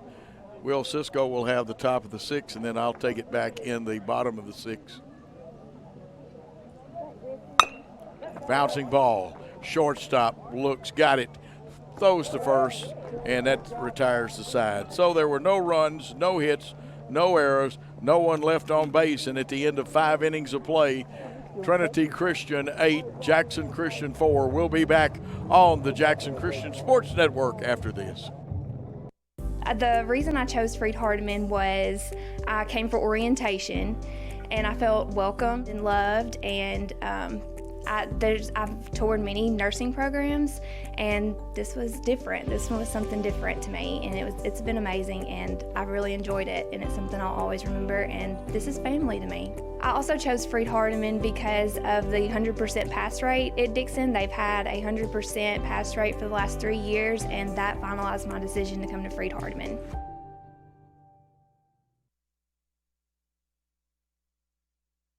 And we are back here at Jackson Christian in the top of the 6th inning. 8-4 your score with Trinity Christian Academy ahead in this one. We have a new pitcher on the mound, number 2, I believe that is Carter Ellis. If I'm not, yes it is, Carter Ellis. And he's the freshman, great pitcher so far, what I've seen in the season, and he will try to keep us in this one, not only more runs scored. Well, let's see now. The veteran of the staff is Walker Ray, and he's just a junior. Again, folks, we emphasize to you how young this baseball team is. Have patience. What they need to do is have fun and learn how to play the game, and they've got the right 3 men to coach them to learn the game from. Now it's just up to them. Have fun. We cut those errors down, and we're going to be a good baseball team. Now, you're in for a treat. Bonus coverage from Will Cisco here in the top of the 6. Yeah, we're going to have, leading this one off in this inning is going to be Jake Wilson, the pitcher. He is 0 for 2 on the night. He got on in the first inning with an error and walked in the 4th. But he'll be leading off once Carter Ellis gets warmed up a little bit. And we have the big throwdown from Wyatt. So top of the 6th, 8-4 is your score. And it should be a very interesting start to this inning. No. And even though there's 8 runs on the board, you got to remember how many that errors caused, extra pitches. JT really threw well today.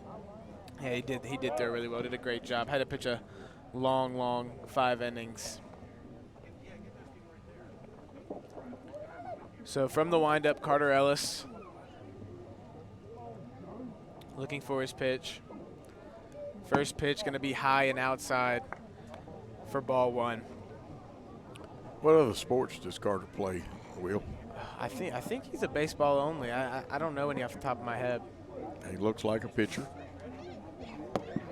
Second pitch from Ellis going to be high and outside for ball 2. Not always easy to come in, even though he threw some down in the bullpen, and just wants to wind up and play pitch and catch with that catcher. Oh, yeah. So Ellis from the windup.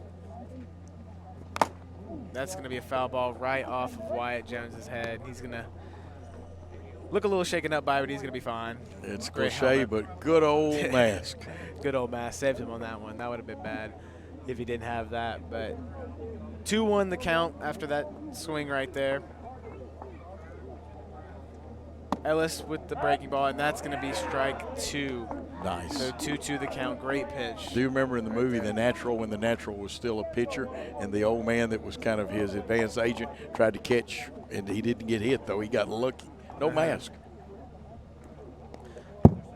That pitch in the dirt, and that's going to be full count, 3-2 on the first batter for Carter Ellis.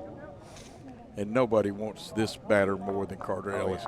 Your first batter out there, you've had to run the count full, and here comes the payoff pitch. So from the windup, 3-2. Here's the pitch, and it's going to be big hit to right field, and it's going to get out. Jake Wilson with the home run. Going to get just barely over the right field fence. I couldn't tell if it got over. It looked very line drive. Wasn't sure if it was going to get out, but that's going to be his first hit of the night, and it's going to be a run in. That one kind of rose as it went there, and that makes it 9-4.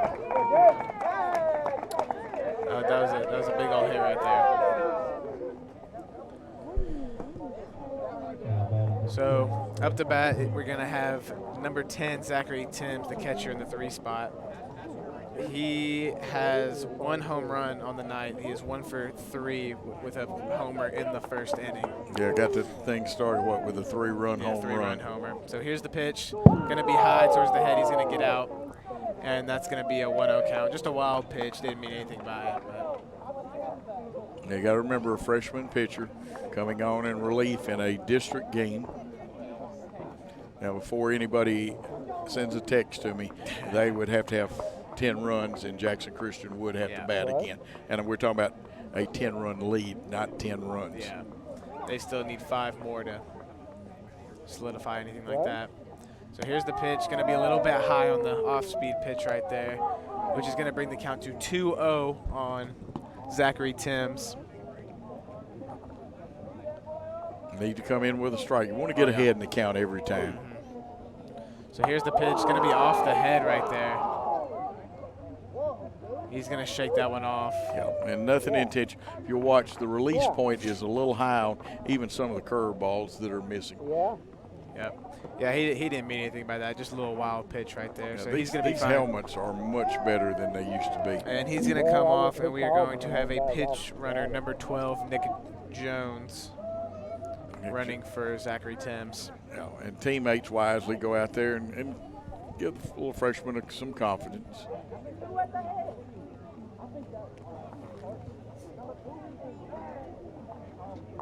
Now batting number 6, Harrison. So in the 4 spot, batting third this inning will be Harrison Freeman, who is 1 for 3 on the night with a big double last inning. So here's the pitch. Going to be low, and we are going to have a steal by the pinch runner, Nick Jones. So he's going to get to second base, stand up on the pass ball. 1-0 the count. Going to have some signs from the shortstop, Walker Ray. To pay it through the website. From the stretch now. Yeah. Long pause as we await his pitch. And that's going to be a high ball again. That's going to be 2-0 the count. Now, if the young pitcher Ellis can get that release point down, so his pitches, again, if you'll watch at different spots, he releases it. You don't want to hold it too long, though, either. That's the trick to it. Got to find the right little sweet spot right there when you're pitching. So 2-0 the count, no outs. And that's going to be outside for ball 3. I don't imagine he'll be taking a chop at this one. It would be interesting. Sometimes they will, but most of the time the strategy is take the 3-0 pitch. This is a strong hitter, though, that hits number 4. So 3-0 the count. From the stretch, going to try to just put one in the strike zone. Here's the pitch, and that is going to be strike 1. Great pitch right there. Way to calm down and get a nice strike for the 3-1 count. Really was. Infield at double play depth, although Walker Ray really close to second. Keeping that runner close. There's no double play, though, to be had. There's not a runner at first. You could get one on a tag out, throw them out. Here's the pitch, and that's going to be fouled off for strike 2. So we are going to be a full count. Battle back from 3-0, and Carter Ellis is going to have another 3-2 count here. And again, it would do wonders for a strikeout. It gives the pitcher confidence.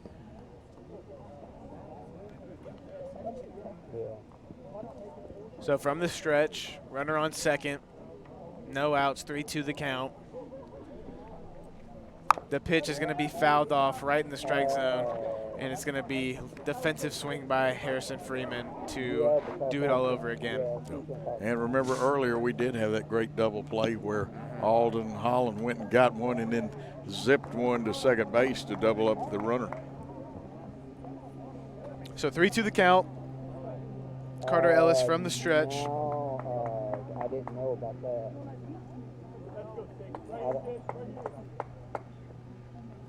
And the pitch is going to be inside and a little bit low, and that's going to be ball 4. So runners on second and first now. No outs in the top of the 6th inning. Okay, well, I don't have Now anything. batting number 4, Needham I don't have anything to write. So now up for the Lions, number 4, Needham Goodwin, and we have a nice shot of this beautiful sky, little sunset going on. But yeah, Needham Goodwin up to bat for the Lions. He is 1 for 2 on the night. It's with an open stance. So here's the pitch. Going to be high again, and that's going to advance the runners. Steal to third base. A little bit close, probably should have slid there, but got away from wide a little bit behind him. So that's going to put runners on in scoring position, second and third base after the passed ball.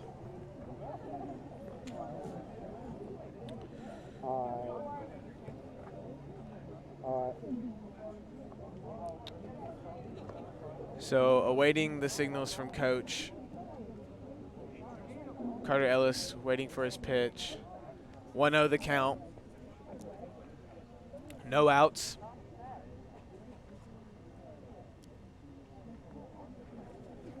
And going to be a little bit inside right there for the second ball of this batter. 3 home runs today have done as much damage as anything. Yeah, that's kind of been the issue here. A bunch of errors in the first inning, which brought the score up a lot more than it should have been, and home runs are going to be the issue with this one.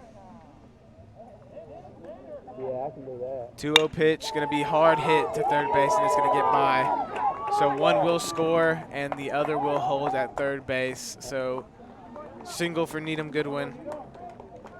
Right in the hole right there, and that will make it 10-4 with runners on first and second, no outs. And up to bat, number 5, Griffin Orr, the right fielder, who is 2 for 3 tonight with a single in the first and third inning. A lot of great hitters here tonight. 5, Griffin Orr.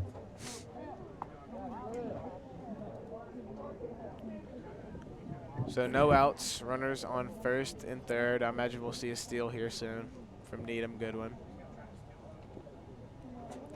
So first pitch, gonna be low, little bit too low right there, and that's gonna be ball 1. I'm like you, Will. I actually thought instead of, a lot of people wait till the second, third, they might go ahead and run him down on the first pitch. Let's keep an eye on that runner at first, though. So 1-0 from the stretch, and we are going to have a steal to second base and strike 1, and the runner at third will score after the throw down to second base. So we are going to have a runner on second base, 11-4 now your score, no outs, and it will be a 1-1 count, I believe. Should be 1-1. That's what I thought it was. Well, they've got 2 balls, no strikes. Now the umpire 1-1. now shows them it's so. 1-1.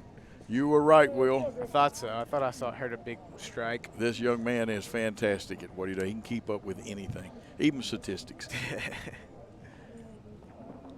Breaking ball, and it's going to come off Griffin Orr, and he's going to walk it off to first base.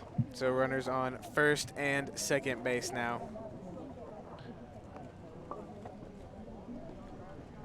Now, at the plate is the run that would put it at 10 runs, but Jackson Christian, being the home team, gets to bat and has their chance to cut into that lead in the bottom of the 6. Has to be after 6, not mid-6. So Yeah. up to bat now for the Lions, Will Allen Smith, who is 0 for 3 on the night, but did score in the first inning off an error. So from the stretch, Carter Ellis will await his pitch. And that's going to be strike one, just getting that outside corner right there, and a great pitch from Carter. Yeah, and that's where you give it another year and then watch the next 3 years after this when Carter Ellis will throw a lot of pitches there. I got him at 23 pitches so far. I would say that sounds like my horn in the ballpark, but it's not coming from the right direction. So here's the pitch. Going to be ball one right there. A little bit outside. Try to get the same kind of pitch going. Actually, it is my car. It is your car? Yep. I guarantee you somebody touched it. Let's see if I can get it off from this distance. There we go.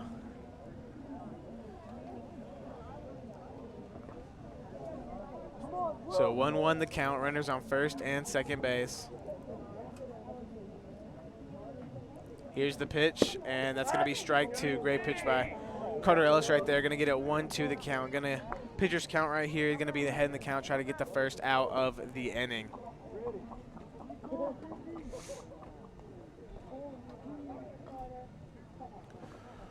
Looks like he's starting to settle down a little bit. Starting to get in his groove a little bit. Rocky start for him, but starting to settle down. 1-2 the count, and he's going to step off the back of the mound. Going to get some different signs.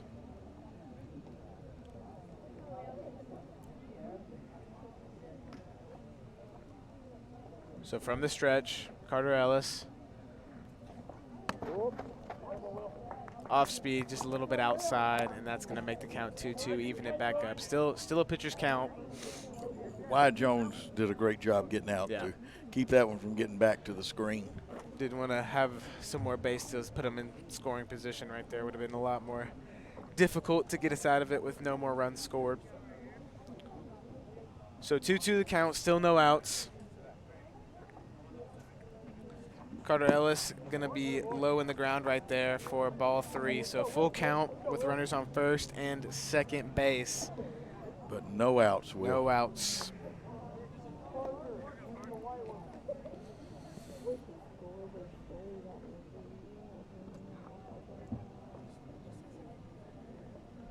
So from the stretch, Carter Ellis with the pitch. And that's going to go off the batter right there. Tough one to take in the back shoulder right there. And that's going to load the bases. And you can see where the release point is. Nothing aimed at trying to hit Smith. It was just a case of the ball where the release point is. You got to follow through a little more before you release. So now up for the Lions with bases loaded, Griffin Graves. He's 3 for 3 on the night, 2 singles and a big home run in that last inning. So a big hitter tonight for the Lions. He sure has been.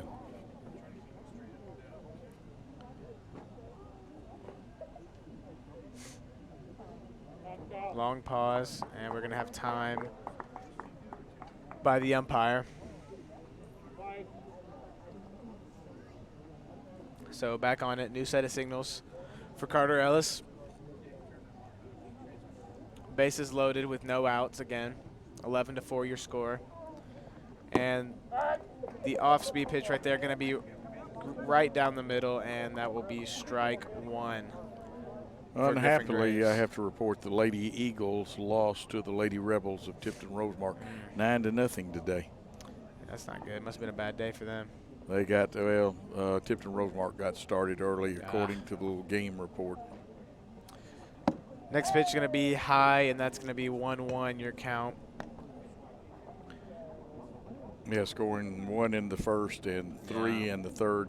Then they added late, but we only got 2 hits today and committed 2 errors. Yeah, that's a rough time for our Lady Eagles. They're a good softball team, though. Got a lot to rebound from and should make a big run, I think. Oh, they're very good, and they're young. Pitch going to be strike two. Going to take a shot at third base, and it's going to be close, but going to be safe at third right there. Needham Goodwin. Got back by about half a hand. Yeah, really close right there. So 1-2 your count on that pitch. Good strike and good throw down by Wyatt Jones. And Tommy Dean had a good view of the base umpire because he was looking right at whether the hand got in there or not, but only by half a hand. It was close, but he definitely was probably safe. So 1-2 the count. Going to be low and in the dirt. Going to get behind, but we're going to have no movement from the base runners. Everyone's staying. Sometimes our backstop is very kind returning the ball to you. Yeah, we do have one of the shorter backstops, I've noticed.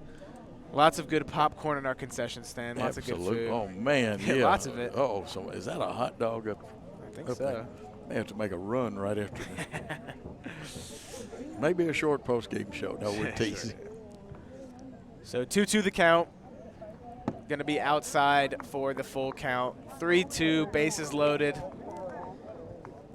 But you really can't start the merry-go-round because you could run into a strike them out, tag them out. You could run into not a merry-go-round, but they'll be something's on gonna their happen. toes.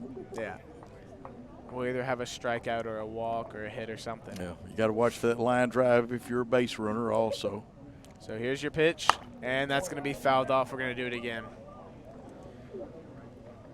I don't think my Spanish is good. I can hear my high school Spanish teacher. Holloway, can't you remember it?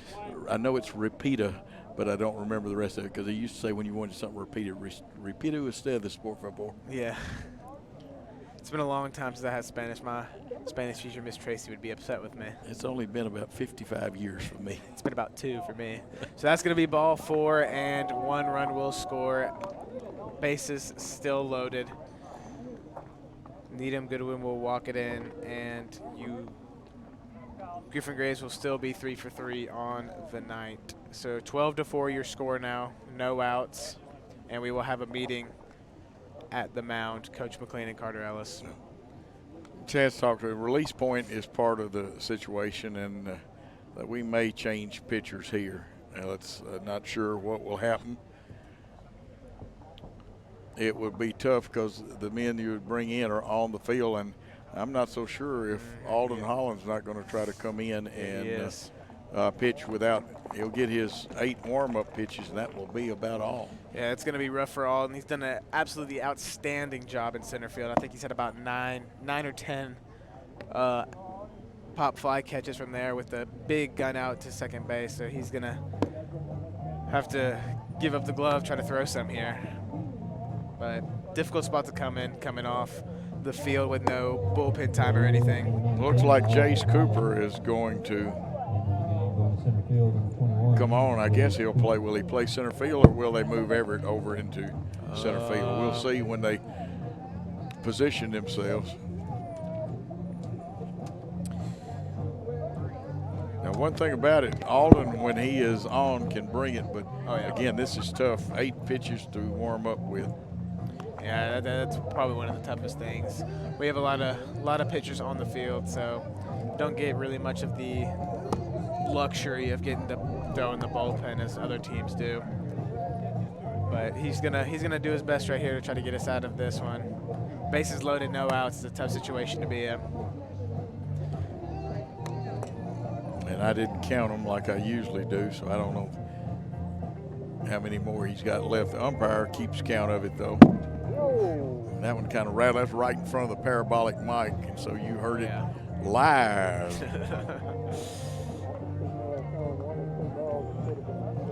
Now what he wants to do, Alden Holland, is just throw strikes. And it looks like, is that Collins has moved over into center field and Jason to right field? Yeah, it is. He's got Collins in center, Everett. No, that's Jason right, and still Everett in left. Yeah. Okay. So up to bat for the Lions, Brady Robertson, who is 2 for 3 on the night. First pitch going to be low and ball 1. Got the fastball moving, but got to throw it over the plate. Yep. Alden can throw it very hard. He's just got to keep control of his pitches, which I know he will. Second pitch, a little bit high. And again, folks, I'll remind you, this is a tough situation. With no more warm-up than you get. And, you know, I'd like to see Alden get to pitch sometime with the proper warm-up and pregame. Me too. And we had some young ladies, a lot of fans wanting to wave and be on camera today. We like that. Whole lot. Next pitch going to be right down the middle, and that's going to be strike 1 for Alden. 2-1 the count. and he's going to try to dig the Eagles out of this inning. I wouldn't be surprised to see him bring the number 1 pitch in there again. Oh, yeah. There's some more young ladies waving. A lot of them here at the game today. That pitch going to be a little bit outside for the third ball, which is going to be 3-1 count, no outs. Tough situation. Still got a big crowd here. Oh, Get a little bit later. Hanging with it. Everyone's out. So 3-1 the count. Going to be a little bit low, just missing the strike zone. That's going to be ball 4, and a run will score. Base is still loaded. Okay, now you're at the point. Batting number 9, Parker Smith. If you score one more run, that doesn't mean the game's over, because Jackson Christian must bat in the bottom of the 6th. Just forces us to score. Yes, it puts the heat on us to score. So up to bat for the Lions, Parker Smith, who is 0 for 4, but did score in the first inning. First pitch, gonna get the strike zone right there, and that's going to be strike 1. And I think you're going to see a lot of fastballs out of Alden Holland. Yeah, he can really heave it. Just got to keep control of it and keep it on the edges. So here's the pitch. Gonna be tip, and that's gonna be strike 2. So 0-2 count. Really, really, really needs to get this one. Yeah, the 0-2 pitch brings some heat. Yeah. I know in his younger days he had to have played soccer. Has he played any Yes. since he's been in high school? I don't know about maybe his freshman year. I don't know, but he has not played recently. He did play at one point, though. He was a soccer player. So 0-2 the count, bases loaded. And that's going to be ball 1. Try to just get him with a little temptation right there. Yeah, and he did tempt him. The hitter wanted to swing. You know, you don't do it this way, but if somebody held the ball, I believe he could kick it through the strike zone. He was that good a kicker. Yeah. So 1-2 the count. Alden's going to await the signals. And the pitch is going to be strike 3. Caught him looking. Great pitch by Alden. And we are going to be back where we started this inning with Jake Wilson. And I've got to go over to use another inning as they have batted completely around. So back where we started this inning. He had a home run in the start of this inning. Yes, facing a little different pitching this time. Jake has pitched a good game for his team. So first pitch by Alden, going to be strike. Starting to get in form a little bit here. Has had a rocky start to the first batter, but now he's really getting in. Caught second batter looking, and now 0-1 count here with 1 out. And he's thrown the fastball well. So high ball right there, going to make it 1-1. So 1 ball, 1 strike, 1 out. And the hitter's wearing number 1. Number 1.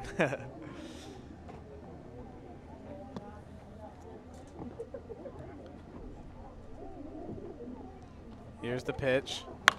Going to be fouled off right there. And Alden's going to be in a good spot. Pitchers count 1-2, the count here. Now, we've seen mostly fastballs from Alden. What kind of curveball does he have? He does have one, but I don't think he'll probably throw it here. He's just looking to throw strikes and try to get us out of it. If it's 0-2, you could probably see it, I would imagine. Of course, we need to look to see sometimes if he throws a 2-seamer or 4-seamer. He threw Good it past pitch him. right there. Strikeout. Yeah, Alden doing a great job these last 2 batters. Trying to get us out of it, trying to keep us in a little bit. 9-run lead, not 10. So we can't walk anyone. No. Runners will go with a hit. Any type of contact with the bat, they'll be moving. So here's the pitch. Going to be a little bit inside. Really close pitch right there, but that's going to be ball 1. And Wyatt Jones trying to frame that Yeah, he pitch quite tried. well if you saw it. Sometimes you get it, sometimes you won't. Good effort, though, by Wyatt to try to frame it. It was really close. So 1-0 your count. That's going to be a strike. Put it over a little more, and that's going to be a 1-1 count. Alden just bringing that thing. I've got him at 15 pitches unofficially.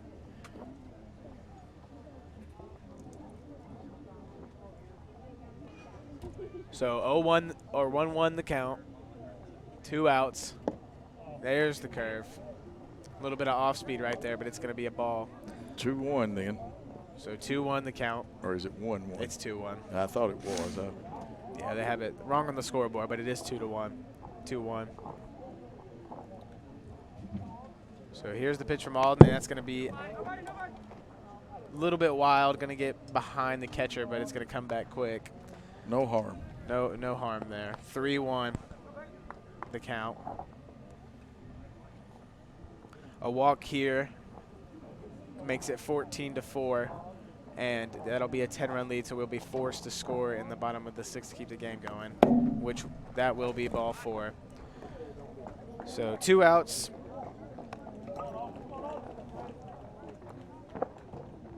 Tough situation to be in. It really is to come in like that and throwing the ball well, then miss on a pitch or two. And it is that magic 10-run lead, so we in the bottom of the 6th will be forced to score at least 1 run, maybe more depending on what happens. Oh, yeah. So batting for the Lions here, Harrison Freeman. He is 1 for 3 on the night. This inning he walked earlier this inning. So first pitch, that's going to be strike 1 for Alden. 0-1 the count, 2 outs. Force at any base.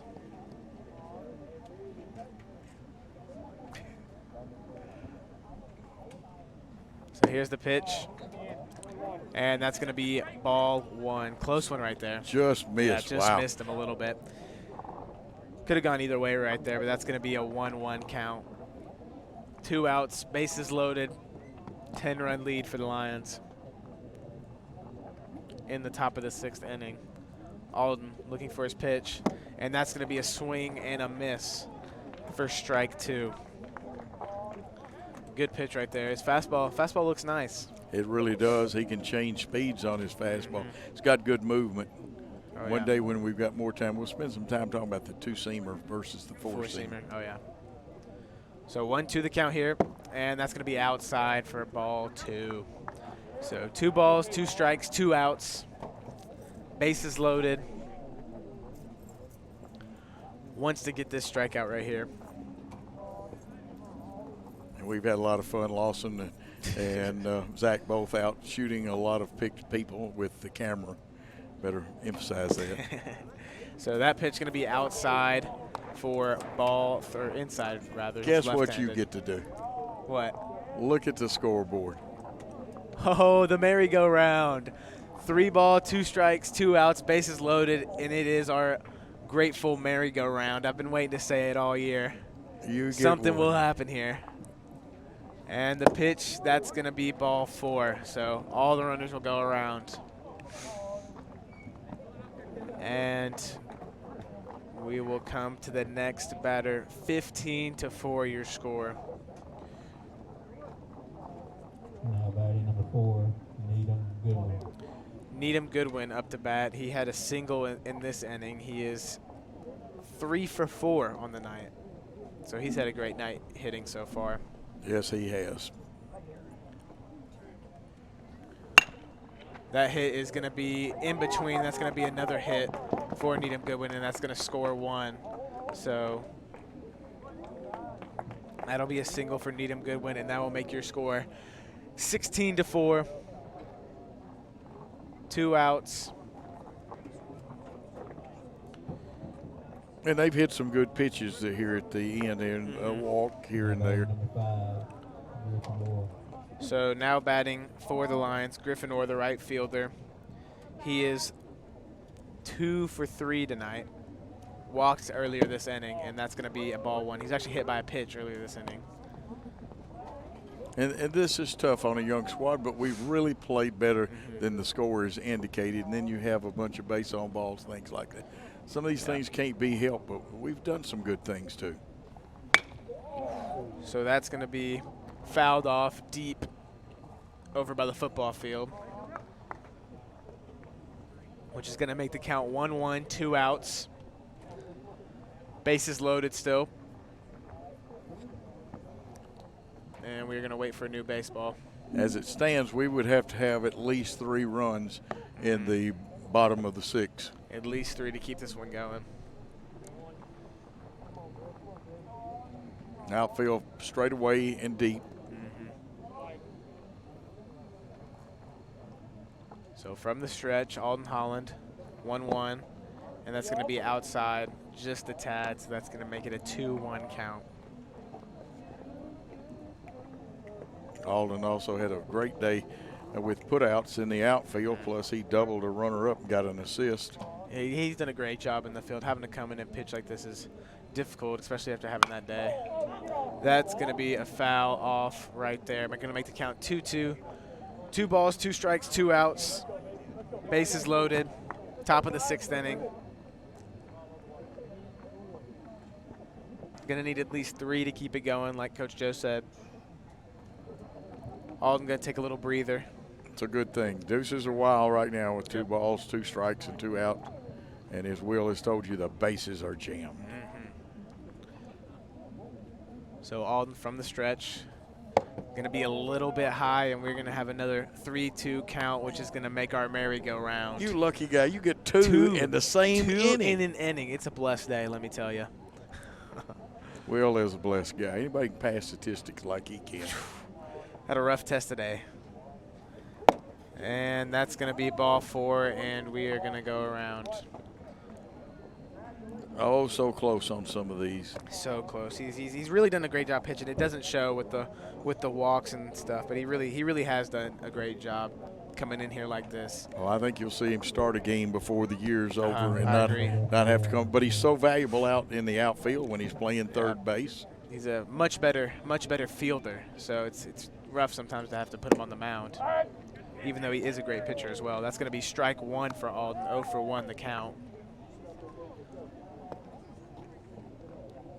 Walker Ray still doing the little things, even getting in behind in case a ball is thrown over or by the pitcher. And that's going to be smacked out into left field, and it's going to go by the left fielder. And that's 1 run will score, 2 runs will score, and the 3rd will score, and that will be a stand-up triple for Will Allen Smith. So 3 runs score there. The score now 20-4.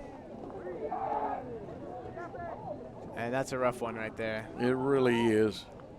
Now batting 33, Griffin Graves. So now batting for the Lions, Griffin Graves, the center fielder. He is 3 for 3 walking in this inning earlier. Also has a home run this game. That'll be strike 1. Good pitch by Alden. I got him at 33 pitches. And again, fans, we give this young team some encouragement. They were only behind 5-4 for quite a while. Did a good job. And that's going to be outside just a tad. That's going to make the count 1-1. And the thing is, they're still trying to do the right things. We point out Walker Ray. Harrison Jones also doing his backup work. So 1-1 the count, 2 outs, and that's going to be fouled over the softball field, and that's going to make the count 1-2. So he's had a lot of situations. He's been a lot of 2-strike counts. Just hasn't really gone his way. He's been trying to get those final calls, just hasn't really got it. So he really has done a good job. They've been able to hit some balls where we weren't. And even with the 2 strikes.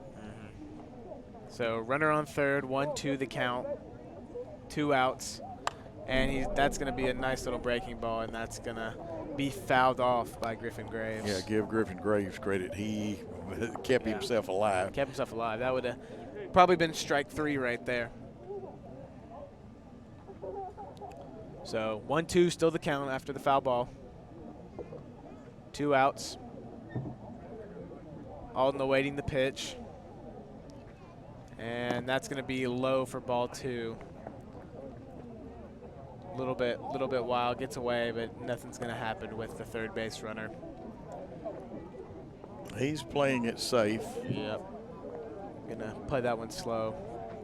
So 2 balls, 2 strikes, 2 outs. lot has happened here in the top of the 6th. The pitch from Holland going to be a little bit outside, and that's going to make the count 3-2 with 2 outs. I believe it was 1-1 going into the bottom of the 6th over at USJ when they had the 9-run explosion. Yeah, it was. Or It was 10-run explosion. It was 1-1 in the bottom of the 6th, I believe, and they scored 10 straight.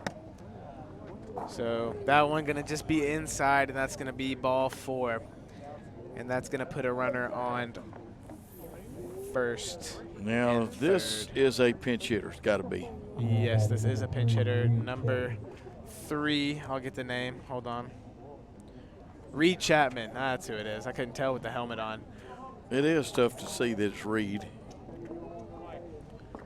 So batting for Brady Robertson will be the senior, Reed Chapman. That pitch going to be strike 1. Now, if we don't get the strikeout or a pop-up here, we want to knock it down and try to get a force play. Need to get at least something here. Let's see. 0-1 the count.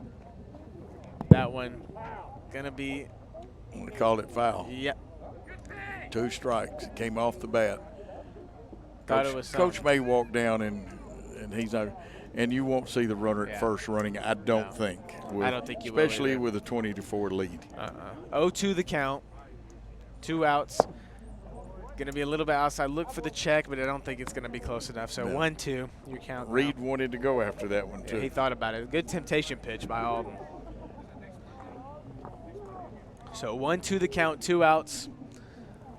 Going to be hit to the shortstop, and Walker Ray will end the inning with a line drive caught.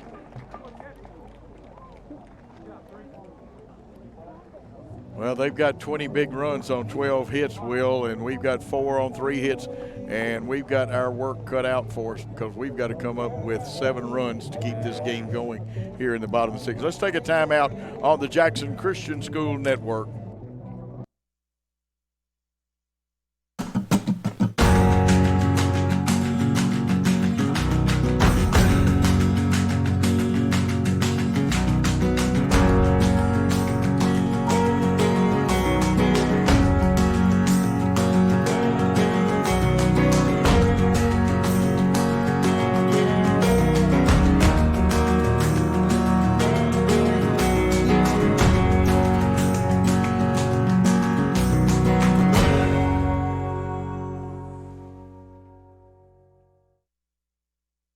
And after that output and explosion, we've got to come up with a bunch of runs to get this thing back to a 9-run lead, or this contest will be over.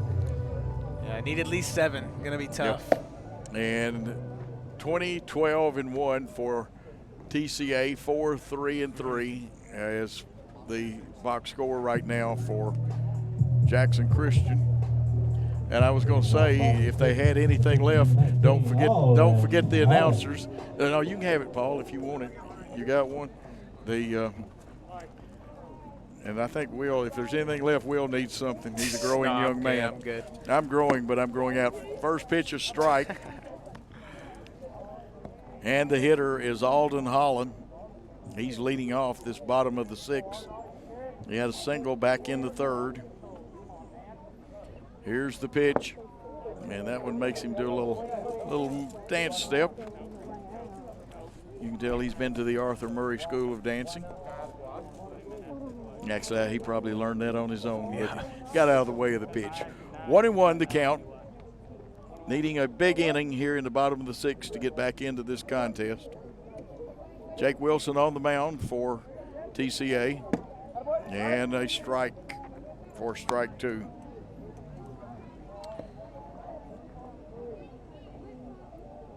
And we'll check some of the pitching stats here in a moment. So 1-2 count with no outs. Alden Holland at the plate, and a swinging strike 3. So that makes it a little tougher. And I have lost my strikeout count. It was at 10. That should have been 11. That is 11. 1 out in the inning. And the hitter coming up there is the third baseman, Chance King, he's 0 for 2 today. He's hit the ball both times at the plate. Wilson has gone 5 1/3 innings, only giving up 4 hits and 4 runs. According to that scoreboard, says 3, a swinging strike, and they were all earned. 1 base on balls and 11 strikeouts. Yeah, he's done a great job pitching today. Pitch high, 1-1 to count. Chance King tries to get something going here.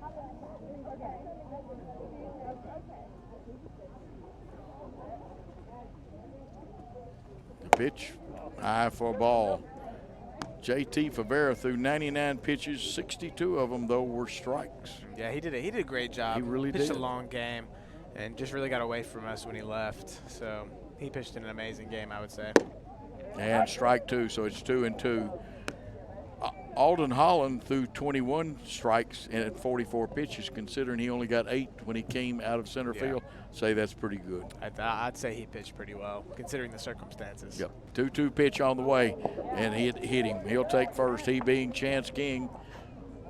So Chance puts a runner on first. That brings up Daniel Green, the freshman first baseman, who's 0 for 2 in this contest. Stepping to the plate, first baseman, number 15, Daniel Green. And he wears number 15, and he would like nothing than to do like he has in some of these contests late in the contest. He's been able to get some doubles lately. The pitch to him is outside. No action. Well, obviously with a 16-run lead in the TCA bullpen, they'll save everybody. These two teams will go at it again tomorrow. Oh, yeah. Should be a good one over there at TCA. And the 1-0 pitch outside. Base runners is what we need. Mm-hmm. Lots of them.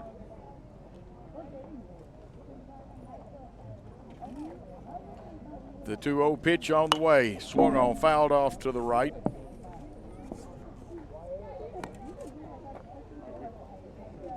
So Daniel Green up there with a 2-ball, 1-strike count. He'll be followed by Wyatt Jones and Greg Thaxton.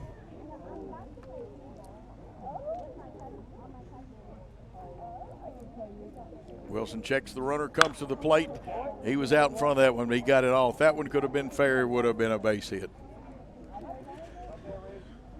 Waiting for his pitch right there. That was a good chop right there. Great pitch, right where he wanted it, and just a little bit got around on it a little bit too much, so it's gonna go way left. But he's looking for something to put in play. Now is that Chapman over at third, or did they go use re-entry? Game Changer has Chapman at third. I think that is. Chapman and the pitch third. low. It is. 3-2. 3 balls, 2 strikes, 1 out, only 1. So the runner doesn't want to run into a strike him out, throw him out, but you got to be going on the crack of the bat, but still watch for the line drive and the fly ball. A lot of things. Baseball is a game for smart folks. Swinging strike 3 for the second out. And it's up to Daniel Green to keep this one going. Now batting the catcher, number 10, Wyatt Jones. Wyatt Jones, the catcher. 0 for 2 today, but done a great job behind the plate and always a tough out. And the pitch to him, swinging strike, fouled off. Actually, everybody thanks their equipment for that. We want to thank everybody that has watched this broadcast and all the people that have participated, the administrations of both schools, the coaches for rosters and lineups. And the 0-1 pitch outside, evens count at 1-1. Of course, we always get a lot of help out of Wayne McLean over in the press box. We're in our own Worthy Road mobile studio press box. Here's the 1-1 pitch. Takes a little off of it, ball 2. Executive producer, of course, Paul Schultze. He does everything. He, along with Lawson Mann. And, of course, right now with the camera, Zachary Henson. The 2-1 pitch hit up in the air and out of play. Evens the count at 2 balls, 2 strikes, 2 outs, a runner at first. And you know something? We have not lost many fans. There are a lot of people still here. Yeah, they're sticking it out, staying for the whole game. I respect it. That's the way you should do it. Jake Wilson's got his sign, comes to the plate. It's hit. Will it stay in fair play? Moving over, the right fielder gloves it for the 3rd out of the game. 20 runs, 12 hits, and 1 error for TCA. We had 4 runs, 3 hits, and 3 errors for Jackson Christian. We'll come back with highlights, totals, and more on the Jackson Christian School Network after this. The reason I chose Freed-Hardeman is because I'm a mother of 2, and I live here locally here in Dixon, and 2 years ago I decided that I wanted to be a nurse. So Freed-Hardeman had just opened up, and I was ready for the opportunity and jumped on it, and I knew I needed to stay home, still be a mom, and yet I wanted to pursue my dream as being a nurse. The reason why I pursued my BSN in nursing is because I wanted to give back to the community. I wanted to take back, I wanted to give care to all the patients that I had taken care of previously in the past. I wanted to gain more experience in education. Freed-Hardeman is local here in Dixon, Tennessee. I noticed that they had a 100% pass rate for the past 3 years, and I knew that Freed-Hardeman would be a great fit for me.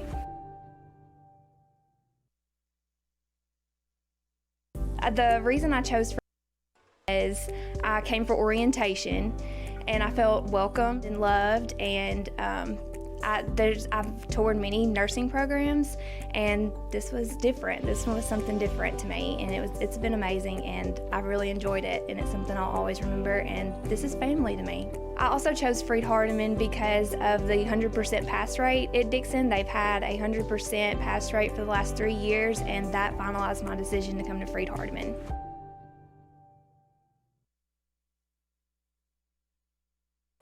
And we are back with the post-game show. You get to see the kids. This is done after every home game, and they work very hard to cover the field, to get it back in shape, ready for the next game. Of course, they play middle school and JV ball on this field. And this is something pretty well happens at every field. Just a moment, we'll be going to Will Cisco as you see him busy at work tallying the hits and runs and things like that. Tough loss, especially after trailing only 5-4 going through it. The bottom kind of fell out. We had to relieve a lot of walks, and then they had some timely hitting. Thought J.T. Favera did a good job through his stint there. Got a little tired towards the end. 2 good stints in a row for him, and Will, as I can see him putting the final touches to it. Here's Will Cisco with final thoughts and stats. For TCA hitting tonight, we had Parker Smith, who went 0 for 5. Jake Wilson 1 for 3 with the big home run in the 6th inning. Zachary Timms went 1 for 3 with the big home run in the 1st inning. Harrison Freeman, I got him at 1 for 2. Needham Goodwin 3 for 4. Griffin Orr 2 for 3. Will Allen Smith 1 for 4. Griffin Graves 3 for 3 with a big home run in the 5th inning. And then Brady Robertson went 2 for 3, and then Reed Chapman on the pinch hit went 0 for 1. Okay, there's the statistical story. 3 home runs, but what got us off to a bad start was the 3 errors. Yeah, 3. Then we had some solid innings after that. Spotted them the 5 spot. Their pitcher pitched well until we got to him for 4 runs, and we did that back in the bottom of the 3rd. But anyway, here is for us 4 runs, 4 hits, and officially 4 errors, and they counted that other error that I was telling you about. Walker Ray went 1 for 3 with an RBI tonight. Everett Wells was 1 for 3, also with an RBI. Alden Holland, 1 for 3. He had 2 RBIs. Chance King, who played third base tonight, 0 for 2. And Green, the first baseman, Daniel Green, 0 for 3. Wyatt Jones, 0 for 3. Greg Thaxton, 0 for 1. He did score a run. He walked and scored. And Harrison Jones 1 for 2, and JT Favera 0 for 2 for our total of 4 runs on 4 hits, 4 RBIs, and we also had 4 errors. Jake Wilson struck out 12 in his stint on the mound. Yeah, it really was a great game though. Alden Holland did a great job in the outfield today. I think catching about nine or 10 fly balls in the outfield. Had that great double play where he ran all the way deep for it and chunked it all the way back into second for the double play. So great play by him. JT pitched an amazing 5 innings, kept us in it, and did a great job. And then we had the 3 big home runs for TCA that really just put us out of it. So. Yeah. With the 3 errors, or actually 4 errors officially, and the 3 home runs. And, Will, it's tough, but the kids kept playing hard. Hang with this team. Fans at home, they're getting better. They are a young team. Take some errors and ground balls away. Now, towards the end, TCA did get to hitting the ball, but we had some tired pitching. Yeah, we did. It was really tough time. JT, like I said earlier, just a second ago, pitched great game, so keep an eye on him. Very young pitcher, as well as our main man Walker, who I imagine will be pitching tomorrow. He did a great job at shortstop today. Yes, so he we missed Avery and Karsten today. That was a tough loss, I'd say, but overall was a big loss. 20-4, not what you want to see, but it was a big learning experience for us. Well, you got to move on to the next game. Yeah, you got to move on. You learn what you can from this one, but you don't dwell on it. You move on to the next game. Play as hard as you can. It'll be a 6 o'clock game at their place. And, again, we will be back Thursday with soccer, and you'll be doing the play-by-play, and I'll do the color on it. We've got more baseball and softball to come this year. And we will tell you that we appreciate all of you watching this. 2 fine teams here tonight. Trinity advances to 14-3 on the season. Jackson Christian falls to 5-7-1. They do have the 1 tie. And, of course, this contest produced by Paul Schultze, directed by Paul Schultze. Play-by-play man is Joe Holloway. Will Cisco on the color. Zachary Henson and Lawson Mann with great camera work tonight. And, again, we want to thank all the people, again, earlier that helped out. We'll remind you that any rebroadcast, retransmission, or further use of this contest without the express written consent of Worthy Road Studios is prohibited. And it's time to say thanks for your time. This time till next time. Good night, all.